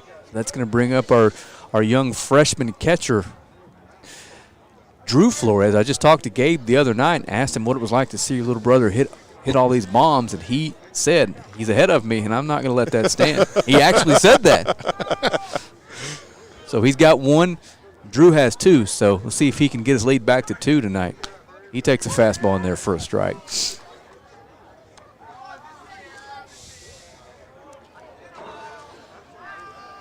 Here comes De La Garza out of the bullpen. I guess he's been throwing a little bit in case he has to come in. Ooh, good job laying off of that when the umpire almost rung him up there. Not rung him up, gave him the strike. The count's 1-1 to Drew Flores. Jordan Allen on first. He stole a base earlier, so we know he's up and going if he needs to be. The 1-1 pitch misses away. This young man here, I'm afraid of what he's going to look like in 2 years. That is a big, strong young man already. Yes. He's going to get bigger, fast, and stronger, too. And you know he's been in there battling his brother his whole life, so he's got that working for him. Well, you know he's standing there right now going, okay, watch this, big bro. Yeah, you just hit it. If it's going to happen, it's 3-1 here. Exactly. Uh-oh. Hit hard. Good oppo shot. Absolutely perfect at bat. He finds the hole between first and second. And he's on with a single, and the Lobos have something cooking again. It's going to bring up Al Gadsden, shortstop. The Lobo lineup is relentless, Keaton. Yes, looking very good. Gadsden's been on both times tonight. Got him a single and a base on balls.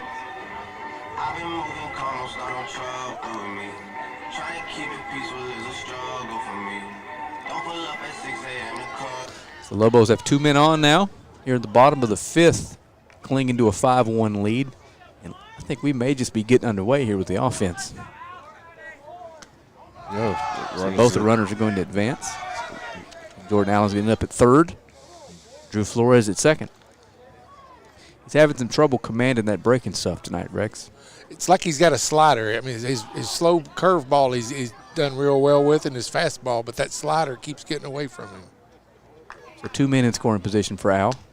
He takes a fastball away, so he's ahead in the count, 2-0. And to pitch against kids like Longview has, you've got to get ahead. If you get behind and let them sit back and wait on that fastball, they will ride it. Yes, they will. I haven't seen him miss too often this year ahead in the count. They just put the bat on the ball. And Al takes a 2-0 pitch away, so he's obviously going to have the green light here. DeKalen Taylor awaits on deck.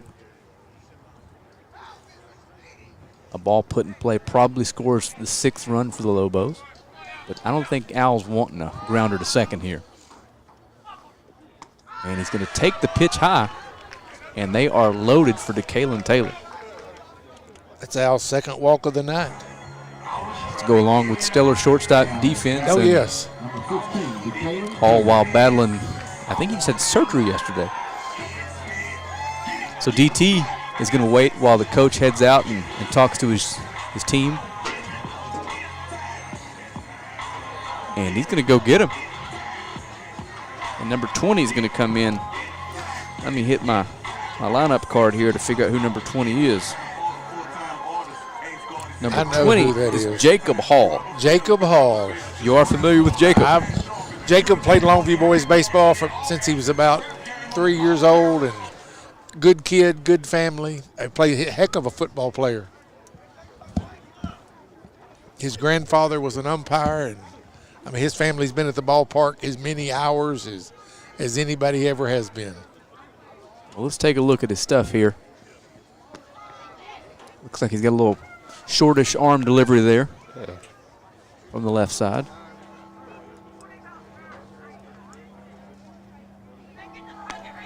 It almost looks like a knuckler there he's throwing. It does. A change of plate, change of pace would be hard for the batters to kind of catch up with. Tell you what, I feel pretty foolish for bringing a cooler tonight. It's cold. The drink's not going to help me in it. Rex, they got any coffee in the press box, Rex? No, but they do. That heater's really good. I'm telling you, that is a really nice heater. Which the night that was the night it was so cold I was up there. The night y'all were out here for 4 hours, I think I was in Key West, Florida that night. Yeah, that was. Walking down the street is about 75, 78. I'm getting more and more frustrated with you by the minute, Rex. Maybe your last broadcast. You was enjoying it watching it from your phone. I was having some raw oysters and some conch fritters. Oh, man. Conch fritters. My favorite vacation spot's Turks and Caicos, and they farm conch out there. Not a whole lot of folks know what it is, Keaton. Hey, man, I'm glad you told me that. Oh, it is delicious. Hey, I be late May. I be in Turks. Will you really? Yes, sir. Where are you staying? I can't tell you on there. I don't know. I don't know where I'm staying on there. Gotcha. I have to look that up. Somebody tells me you told work you're going camping. No. Phone's not gonna work out there. No, I'm actually going on my honeymoon out there. So. Oh, okay. Well, congratulations. Yeah. All right. So DeKalen Taylor steps up with the bases loaded. Big lefty misses high. So DT put a charge in a ball last at bat. Just missed it a hair, so it wasn't able to get out of here. But like I said last week, this is just a big ball of muscle here. And the 1-0 pitch misses low. Catcher finds it. No Lobos advance. Nowhere to go. Yeah. Again, this lineup, Rex, is just relentless top to bottom. Got the freshman Kiefer Doxey waiting on deck. Take that back. Kalen Taylor flies that to shallow right field. The right fielder's underneath it. And he catches it, and we're not going to challenge the arm. For good reason. That was a pretty good throw back in. Look at that ball was 15 feet back in the grass. That would have been. Oh, yeah. A little too shallow to risk it here with the bases loaded. And that is not Kiefer Doxey. It's 22, Rex. Is that? You got number 22, Andrew Tutt. Andrew Tutt. Andrew Tutt. I believe he's a young quarterback as well, yes. right? Yep. Yes, he'll be Saw one him of the today ones. in spring practice, throwing a little bit. Made some heck of a throw. Keaton, this kid can throw. I believe it. I've been hearing a lot of good things about him. And for him to dress out on Friday nights as a sophomore, not seeing a lot of playing time, but still to bring him up at that level speaks highly of him. Yeah, when Josh Thomas was hurt for, 6 or 7 games, this young man was the guy if something were to happen to Jordan Allen. Absolutely. I love his spirit, love the way he was keeping everybody energized down there. Yeah, all 3 quarterbacks today were throwing some dimes. So got a lot to look forward to as a Lobo fan these next few years on the football field. That's good. They're bringing back a lot of young talent. That's good. A lot of it's here tonight. So the 2-1 or the 1-1 misses high. So Mr. Tutt's ahead 2-1. I forget the young man's name on the mound. I'm sorry, I don't have it written down. Hall. Jacob Hall. Hall. And Andrew Tutt's going to call time and regroup here. Got a chance here to almost put this one out of reach, Rex. I mean, you're in a position right now you could finish it here in about 3 more batters. If you get the top of the order up. And the 2-1 misses away. So, you know Coach Goldman better than I do. You think we got a green light here for Tutt in his first at bat? 3-1 here, bases loaded. I'm going to make him throw him strike. Oh, yes. And he does. He fouls it back over the net, or off the net. So we're full here. Something's going to happen on this pitch, Keaton. Yes, sir. The runners will be moving. They'll be breaking with the pitch. Absolutely. Get a good look at the young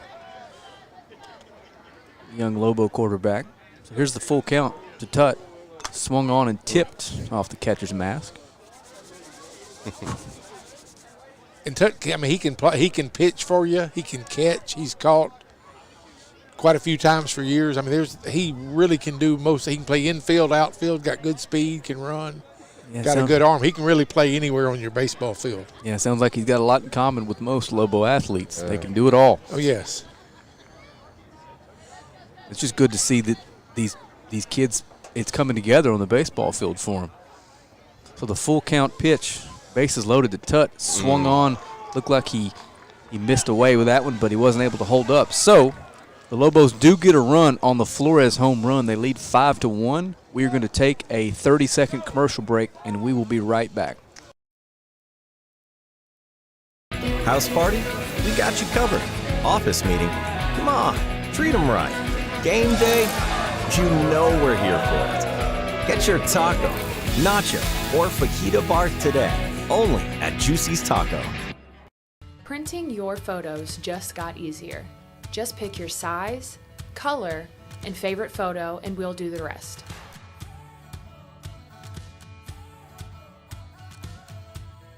Because your unforgettable moments are meant to be framed. All right, and we are back, and that is number 5 warming up for the Lobos. I'm sorry, number 6. Is that Tucker Gary? Yes, I believe it is. Tucker Gary's going to come in and see if he can't keep the Pirates off the board here. Looking defensively, I think. So Connor went to first. Oh, boy. Just got an update on the Lady Lobos final from Coach Murphy. They shut out Pine Tree 10-0, and Reagan Rios struck out 17 tonight. It's good to see her come back. She threw all 7, allowed 1 hit, only 2 walks, and 17 strikeouts. And Paris Simpson, the freshman, hit her second home run Another tonight. home run. That's right. That's awesome, Miss Simpson. Way to go, Lady Lobos. Excellent job, Lady Lobos. Way to go. Way to go. That was very impressive by them. Waiting on a soccer update here, if we can get one. So number 20 is at the Hall's at the plate now. So I guess he was subbed in for Estes in Estes' spot.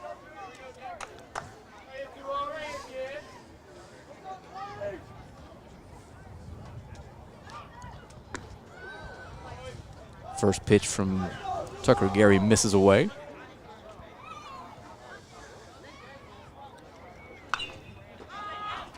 Ball's popped up. Looks like it's going to get out of play, and it does. Jordan Allen gives it a look. He covered some ground on that. Yeah, he does. A lot of athleticism over there at third base. Something tells me if the Lobos weren't so athletic in the outfield, he'd be man in a corner. Mm-hmm. Oh, absolutely. Just, it's hard. It's unbelievable to say they just don't need it. The 1-1 to Jacob misses.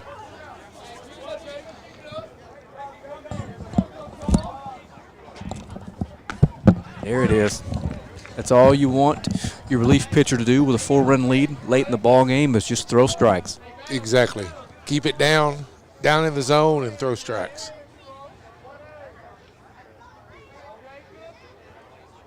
And the good news is with the Lobos outfield, if you do miss up, you're probably okay.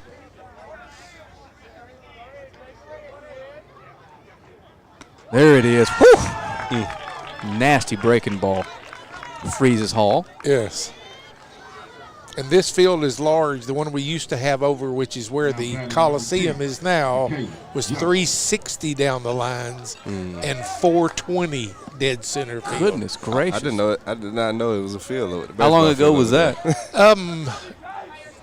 Right before they built the Coliseum. I was probably 20 years, 25 years, something like that. Where did the Lobos play football then? They played football where the football field is. So they probably played the gym. Where the the Coliseum. Yeah. I've got you. I thought you meant the football field was the no, baseball field. Okay. No, so where the green gym used to be at was that their main field? I mean the main court? Yes. Where they played it? Okay. Yes. That's where the indoor turf field is now, Frank? Yes, that was Gotcha. and it was the first synthetic non-wood gym floor in East Texas, and it was terrible. it was like sandpaper. Yeah, it was there when I was in high school. Yes. It wasn't fun playing on it. No, players would go through a set of shoes about every 2 or 3 weeks. You had to get new shoes. Yeah. I mean, it was bad. Yeah. If you slid, it did give you a strawberry worse than any baseball field you ever slid on. Absolutely. So the 1-2 to Kylan Johnson is hit to third base. It's going to be fair inside the bag. That was a hard shot to third. Yeah, he's going to end up at second fairly easily as Yes. Taylor gets the ball back in. That's just an athlete there. Oh, yes. Good hard shot there by him. Oh, yeah. Not a third baseman on the planet making that play. Not So at all. nice at bat by Kylan Johnson. So, Rex, were you around watching Chris Davis hit bombs out of here? Yeah, I mean, Chris started at Pine Tree. He came to Longview, I believe, his junior year, but he played his first 2 years at Pine Tree and then transferred over to Longview. Mm-hmm. He was my classmate, so it was right there with his sophomore year. I remember. So, I obviously saw him hitting massive home runs for the Rangers and the Orioles. Did he he bring that kind of bat to the plate here, or was he the man he was? If I remember correctly, Chris at one time, I don't know if he still does, but he has the home run record here. Oh. So that doesn't surprise me at all. Guys, I'd like to see if I can drum up some of those records. Yeah, he had the home run record here, I believe, my senior year. Yeah, I believe he hit 14. Mm-hmm. I think he hit 14 here his senior year. Goodness gracious. So some of the things I've seen him do, that ball's popped into center field, and Kiefer Doxey's going to make the play. Shallow center field, probably closer to second base. But majority of the times, if he wasn't getting walked, he was definitely hitting home runs. I can only imagine what he was doing to baseballs with a metal bat. You couldn't go pick that up and pitch it again. And the crazy thing about it is, you just see nothing but scouts out here, just watching this game. Yeah. Tim and my other former teammate, Tate Casey. Both of them, I think, got drafted that year. Good. Again, almost another pickoff at second base. Yeah. Johnson's back. So I had a chance last year. We covered baseball in Texarkana to see a kid that got drafted and signed for about $1 million. A center fielder for Arkansas High. In one game, we were live. It was the first live stream we did there, so he might have been showing out. But this kid, no joke, hits a home run, steals 4 bases, straight steal of home in the same game, and just plays disgusting center field. He's a Pittsburgh Pirate now. Yeah, Pittsburgh got them one. I mean, he's just a freak athlete. Yeah. That ball's popped. Looks like it's going to get out of play. So Tucker Gary's ahead. I'm sorry. He's even 1-1, but Tucker's done a good job pounding the zone here after that double. Oh, he has. It didn't affect him at all. And it was a good pitch the kid hit. He just turned on it. So the 1-1 from Gary. Going to be in there for a high strike.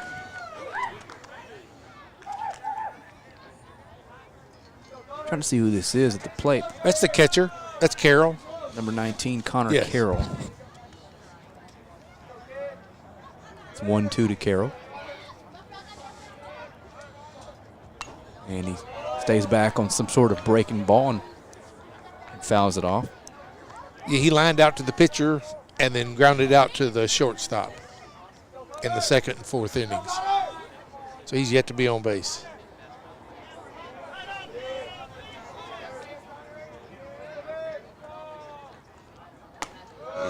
Good eye.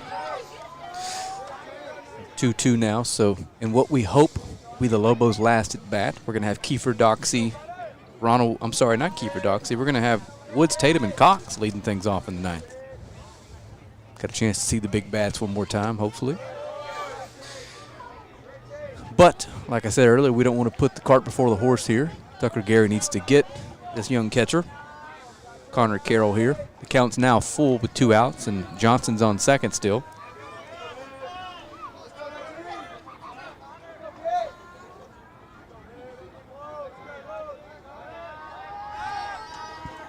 He's going to turn and look him back.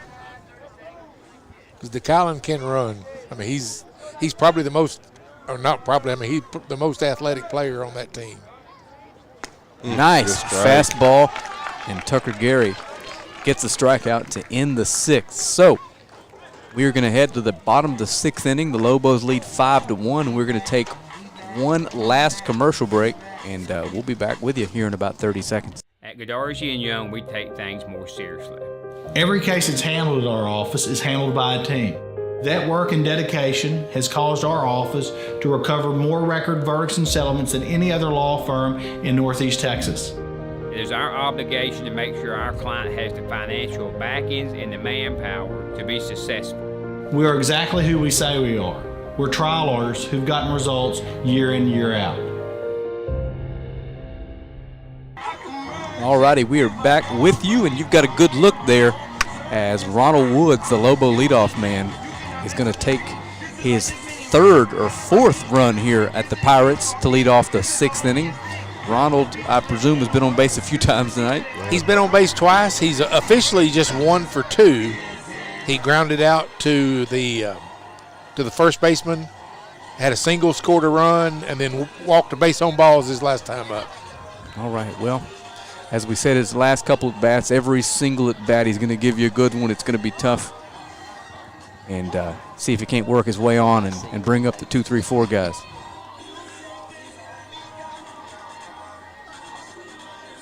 It just that was Philip Thomas that stopped by. He owns Thomas Hitting Academy. Probably at least half the kids on these teams he has trained at least several years of their young career, taking them on teams around the country and played. It's the Thomas Hitting Academy. He has that sticks baseball that he's had for years and years. Yeah, I was at a birthday party there this summer, so it's all the facilities. Yes. It's really cool. It's on Gilmore Road, right? Yeah, out there by the big talking about. G4 jump place or whatever. Yes. I got you. But Philip has trained as many college players as anybody in East Texas has. To go check that out one day, Keaton, when we got nothing else to do. Let's go. Film you getting struck smooth out. Not by me. I'm going to hit you with the wiggle. That's right. So Ronald Woods takes the first pitch. Looked like it might have been a little breaker away. And again, we've got the 2, 3, and 4 to follow if he can get on. And I like the way he smooths the dirt, even though there's no dirt. He's smoothing the turf beads really well after each pitch. I got a good look at it there, in case you're wondering what we're talking about. So Ronald's ahead 3-0. And again, he probably has the green light, but he's going to give you a good at bat, so he's not going to swing anything out of the zone here. He's going to square show bunt, but I doubt he's going to bunt. Pulls it back, and he's on first base with a walk. Excellent at bat for your leadoff man. It's exactly what you want him to do. So we're going to get to see the 2, 3, and 4 hitters one more time, Rex. Oh, absolutely. He is loading it up, and I wouldn't be shocked at all if he breaks on maybe not the first pitch, but by the second one, he may be on his way.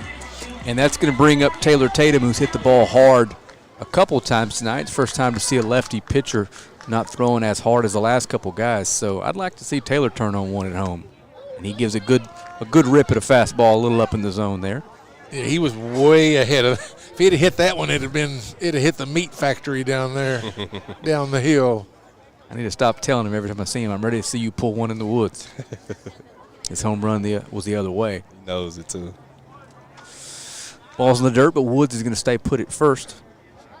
And again, we are, now we're only 6 runs away from this thing being over, so that may be faster than 6 outs. What do you think with these Lobos? At this rate, yes, sir. So the 1-1 to Tatum with Ronald Woods on first. It's going to be another fastball short-armed in the dirt here. It's going to be a great district race this second round. Mount Pleasant got beat the other night by T-High. Pitched the kid that they pitched against Longview the other night. Texas High scored, I think, 11 or 12 on him. Oh, wow. Halsey's got that really good, lanky, hard-throwing lefty that's going to TCU, right? Yes. So, do they have a district loss yet? Mount Pleasant beat them. Oh, they did. So everybody has one, right? Yeah, everybody. Yeah, there's nobody undefeated right now. So that second round is going to be wild. It's going to mean a lot. So Taylor Tatum's ahead 3-1 here, looking to do some damage. And he takes a floater high. So 2 men on now for the big first baseman, number 29, Connor Cox, with a chance to do some more damage tonight. Who, as of right now, if the game finishes, will be our winning pitcher. Let's see if we're going to leave this young man in here. Coach looks like he may be going to get him.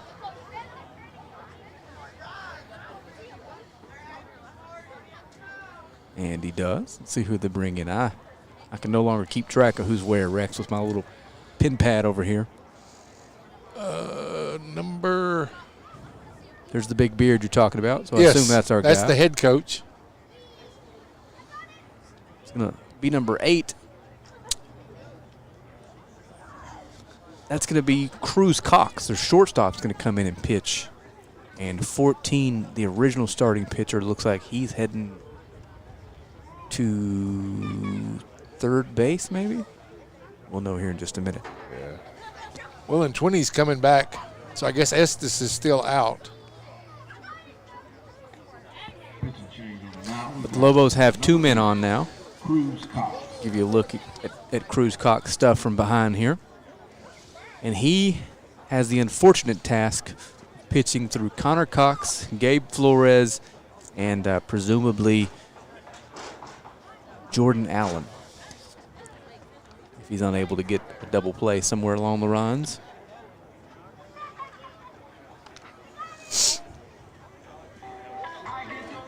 Got a better crowd than I thought we'd have tonight. Yeah. Fellas, a lot of folks made it out to watch the Lobos. I'd really like to know how that soccer team's doing.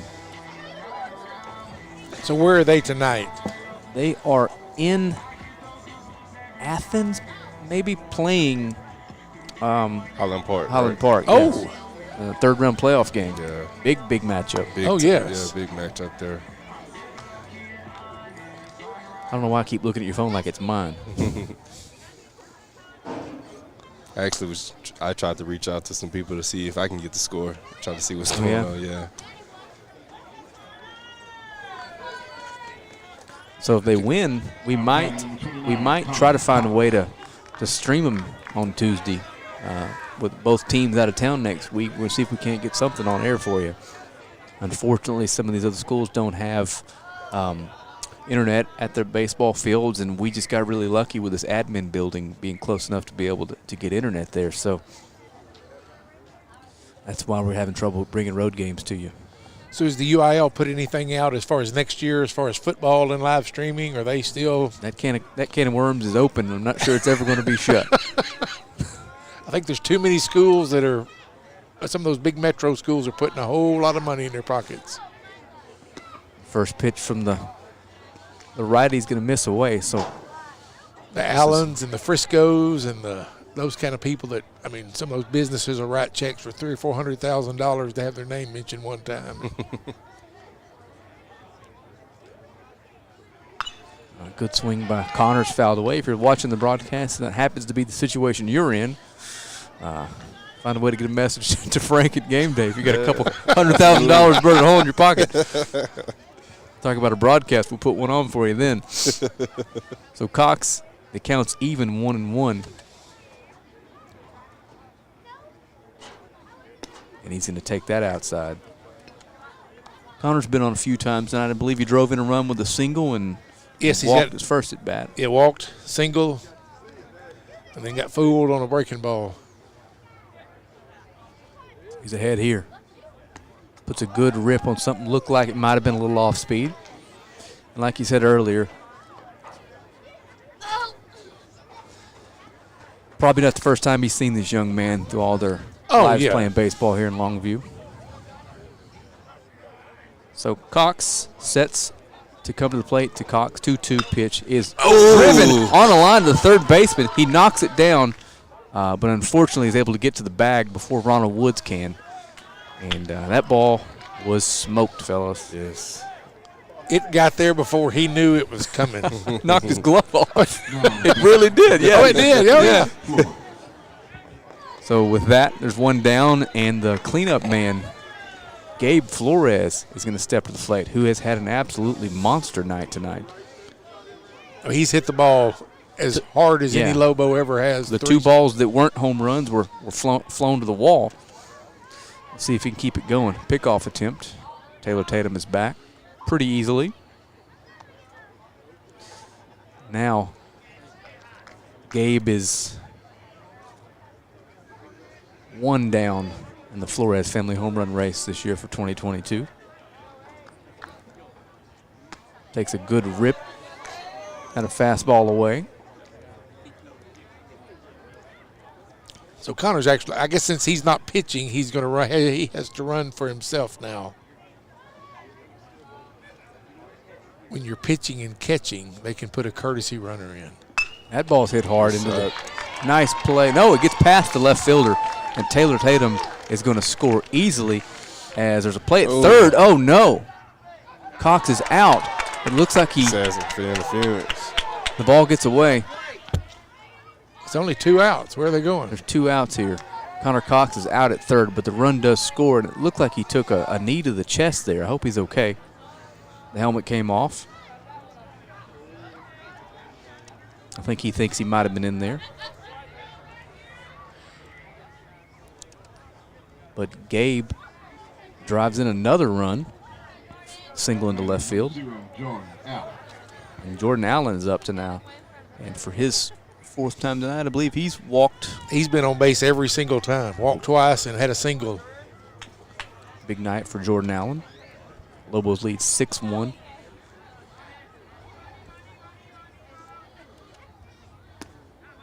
Runner on second base is I think Jordan. Coach was questioning the contact was made before the fielder had the ball. Yeah. He stopped his slide before he caught it and then caught the ball and tagged it. So Jordan Allen takes the 1-0 pitch. Inside, looking for some interference there maybe. Yeah, or obstruction is what Yeah. you'd call it. I mean, you can't impede the runner before you get the ball. Off there. So Jordan Allen's ahead 2-0 here with Gabe Flores on second. He takes a good fastball inside for a strike on the inside corner.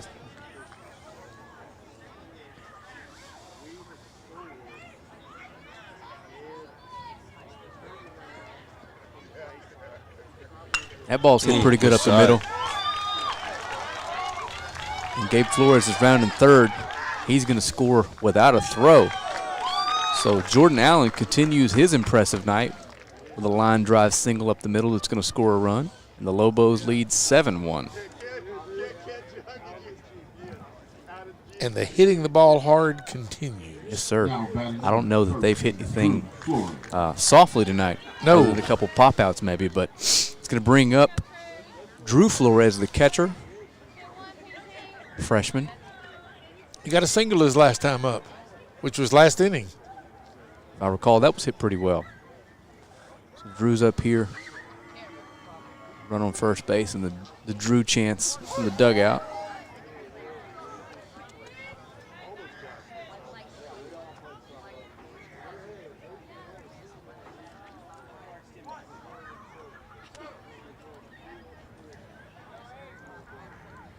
Cox is going to take his time here. Finally sets to come home with the 0-1. And Drew hits it off the end of the bat, but it's going to be a tough play. Tough play. Shortstop makes it. Excellent job. That's your starting pitcher, Max Giddens, playing shortstop for the Pirates. But the Lobos do tack on a couple and lead 7-1 heading to the top of the 7th. They just need 3 outs here for a victory. We'll be back in 30 seconds. You're watching Longview Game Day. Howdy, East Texas. Neil McCoy here for Patterson Nissan in Longview, home of the free lifetime warranty. Shopping for a pre-owned vehicle has never been easier. Just head over to PattersonCars.com and you'll find over 1,400 quality pre-owned cars, trucks, and SUVs, many certified pre-owned and backed by the Patterson Lifetime Warranty. And you can buy with confidence because each one has to pass a 167-point inspection before it's listed for sale. Log on and find your new-to-you pre-owned car, truck, or SUV at PattersonCars.com. All right, we're back with you. And Tucker Gary is going to stay out to see if he can close this one out for the Lobos.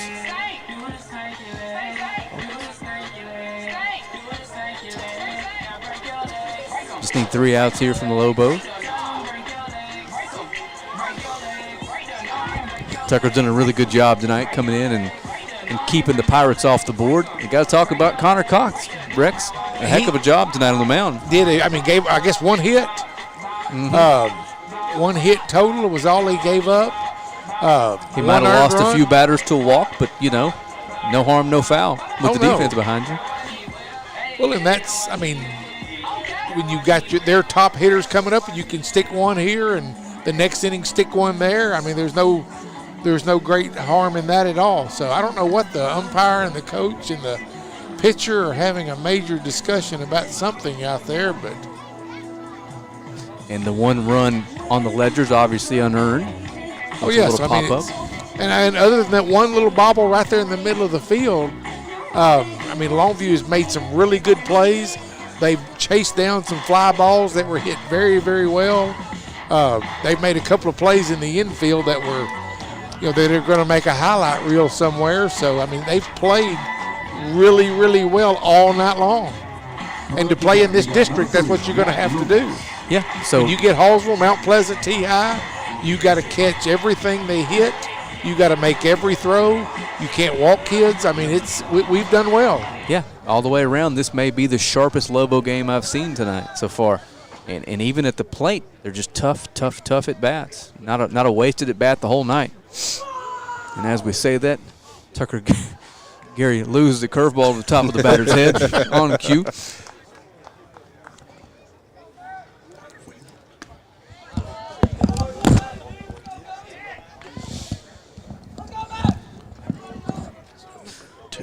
Gary's behind 2-0 here. And that pitch misses low. So number 3, Matthew Loomis, the left fielder for the Pirates, is ahead 3-0 here. And the Pirates desperately need base runners. So something tells me there's 0 chance he swings at this one. And Tucker Gary loses the first batter to a walk. That's not how you want to start the potential last inning of work here for Gary. But, again, they need a lot of base runners. Exactly. Before it becomes a problem. And number 5 is going to step in. So that's a I pinch don't have hitter. him on my list here. But I can get his name for you here in just a second. He swings the first pitch and fouls it out of play. That is Dylan Shelton. Number 5, Dylan Shelton.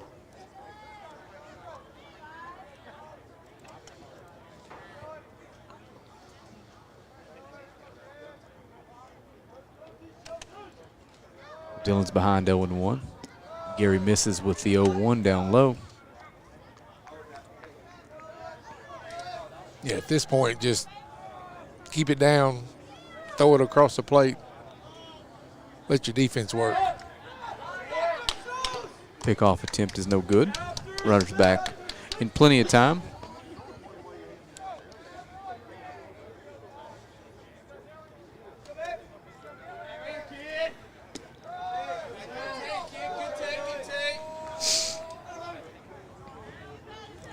Two-one.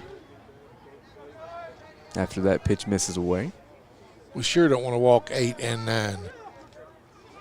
There's a good fastball in there for a strike to even the count.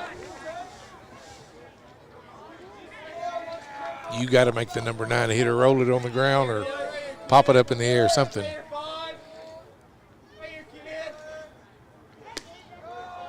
Two looks like some sort of slider that misses away.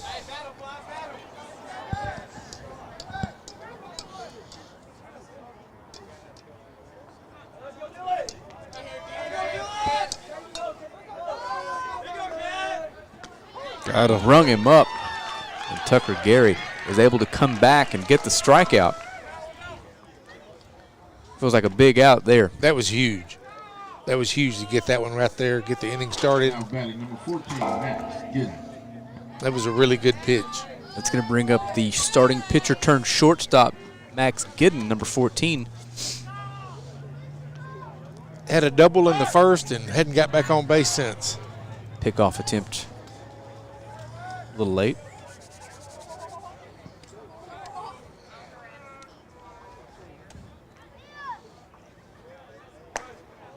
First pitch to Giddens misses high.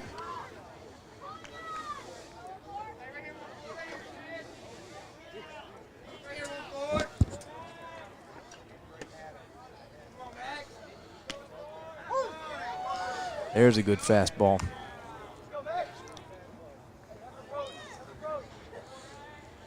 And don't want to jinx it, but a really nice 6-4-3 double play to end the ball game would be very fitting at this point. You know what? That's something we haven't seen all year as well. So I'll go ahead and say that and reverse jinx it again. How about that? Just like the home run. That'd be perfect time.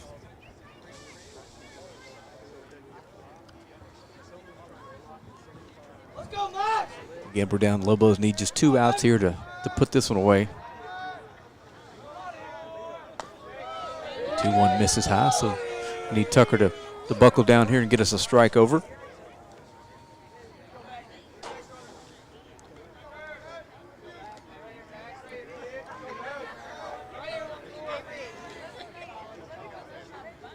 There it is.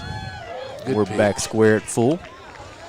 Seems like his velocity's gotten stronger as the years go. Yeah, he's pumping it in there. Yeah, I mean, he's throwing Pretty the ball good. harder than he was at the beginning of the season. Pickoff move. Again, he's back. That runner's not going anywhere, Rex. Down 6. If he does, you're going to see that coach down there at third dance up and down. If he does, it was an accident. Exactly. He slipped and fell that direction. So Gary loses the leadoff man, Max Giddens. That's going to bring up Cruz Cox, the shortstop. Now batting number 8, Cruz Cox.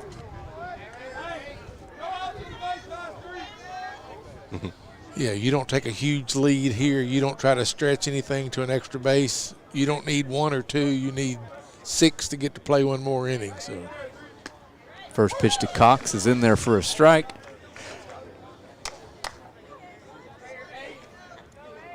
I don't even know if you move up on a pass ball or not. There's a good swing. The ball's slapped into left field, but they're going to hold him up on Kalen Taylor's arm. Good job getting that ball in quickly. So now the bases are loaded. Things get a little bit more interesting here for the Lobos as the 3, 4, and 5 batters come up. And this is number 15, designated hitter Nick Crouch. Big kid. Looking for his first hit. Looking for his first time on base tonight. Hit a couple of deep fly balls to center field and got a K.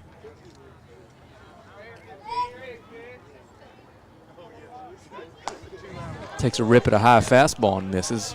You know, you never want to see the bases loaded in a situation like this, but this is something that that Tucker can lean on as we get into the dog days of summer and the playoff run.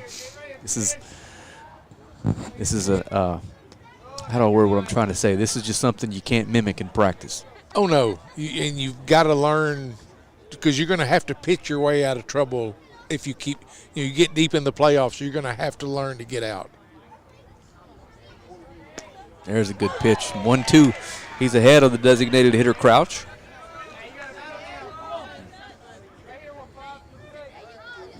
Ground ball hit to a middle infielder may do this here. Well, maybe not. They're playing back. The 1-2's fouled away.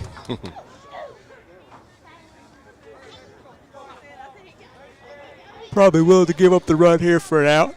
Oh, absolutely. I mean, unless it's hit to the third baseman, I mean, it's going to first or hit up the middle where they're moving toward the bag at second. There's a curveball that misses up. Sorry, fellas, that yawn hit me mid-sentence. It's that time of night. Got a 1-year-old at the house. I'm way past my bedtime. I didn't think there would be a bedtime.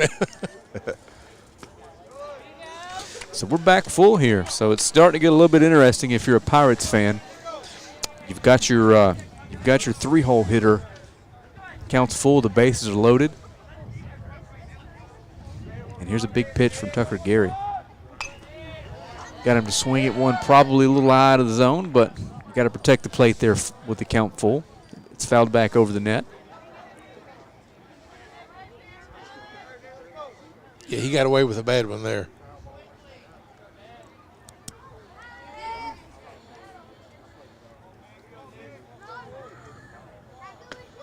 And the fastball misses away. So the Pirates score another run here on a walk.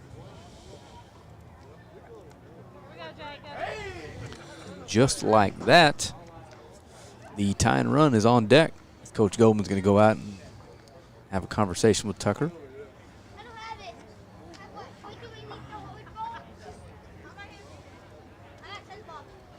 Delagar's is loose if he needs him. He was just down. He just came out of the bullpen a little bit ago. I mean, I don't think Coach wants to make a change. I don't think he thinks he needs to make a change, but he does have him ready and warm if he needs to come out. And Gabe went all 5 Tuesdays, so Isaac's, he's good to go if they need him. Yes. Yeah. You'd rather not burn him to get an out here with a 6-run lead in the 7th, but he's ready if you do need him. So with that, Tucker Gary's going to come set. First pitch strike to number 20. Yeah, this is Hall, I guess the third pitcher of the game. He's 0 for 1. He K'd his first time up. There's a fastball popped up to shortstop. Al Gatson's underneath it, and that's a big out. Yeah, that was infield fly rule. That was going to be an out whether you catch it or not. Yep. Yes, sir. So now the Pirates are down to their last out with their big first baseman, DeKylan Johnson, in. Tucker Gary, one more good pitch, gets us home. And there it is. Ground ball to shortstop Al Gatson, goes a short way to second, and he got him. And that's going to do it. The Lobos win 7-2. Just an all-around well-played baseball game, fellas. Great job by the Lobos. Looked good from start to finish. Only gave up 2 hits today. Oh, it yes, is. sir. I mean, this is the way you win ball games. Yes, sir. You hit the ball hard. You catch everything that's hit right to you. You make every routine throw. You make every routine play. I mean, this is the way that championship teams play. This is the way that teams that are going to the playoffs play.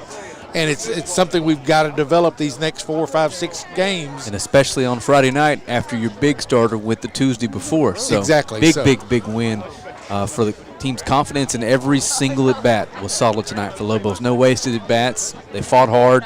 And I don't know if I'd want to pitch this lineup as we get deeper into the season. They're getting confident and stronger as we go. Well, and the way the standings are right now, with us have lost a couple of games where the first time through we saw everybody's won.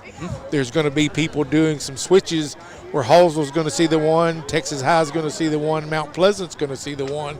So we may not see the tough pitching that we did the first time through. That's right, and vice versa. Those schools may not see Gabe. So exactly. So that's going to be Coach Goldman's next big decision is going to be the next time. Gabe's pitched every Tuesday. The next time we play Hallsville is on a Friday. So at that point, will he make a change and move Gabe to the Friday starter to pitch back against Hallsville again, or will he leave him on Tuesday and let him pitch, and then and I personally think Connor pitching against the Hallsville team might be more effective than Gabe. I mean, Gabe's a better pitcher and more seasoned pitcher, but I think that left-handed look that Connor's got and the way he moves the ball around different places, I think he may be more effective against them. So it's going to be a fun second half of district play. I'm really looking forward to it. So for Keaton Daniels and Rex Goggins, I'm Frank Sides. You guys have been watching Longview Game Day. We appreciate you tuning in, and we will see you next time. Don't know when that will be. Trying to work on some away stuff, but if not, it'll be the next home game, that Monday versus Bullard, I believe. Okay. For sure. All right, for Longview, for Keaton Rex, I'm Frank Sides, and you've watched another Longview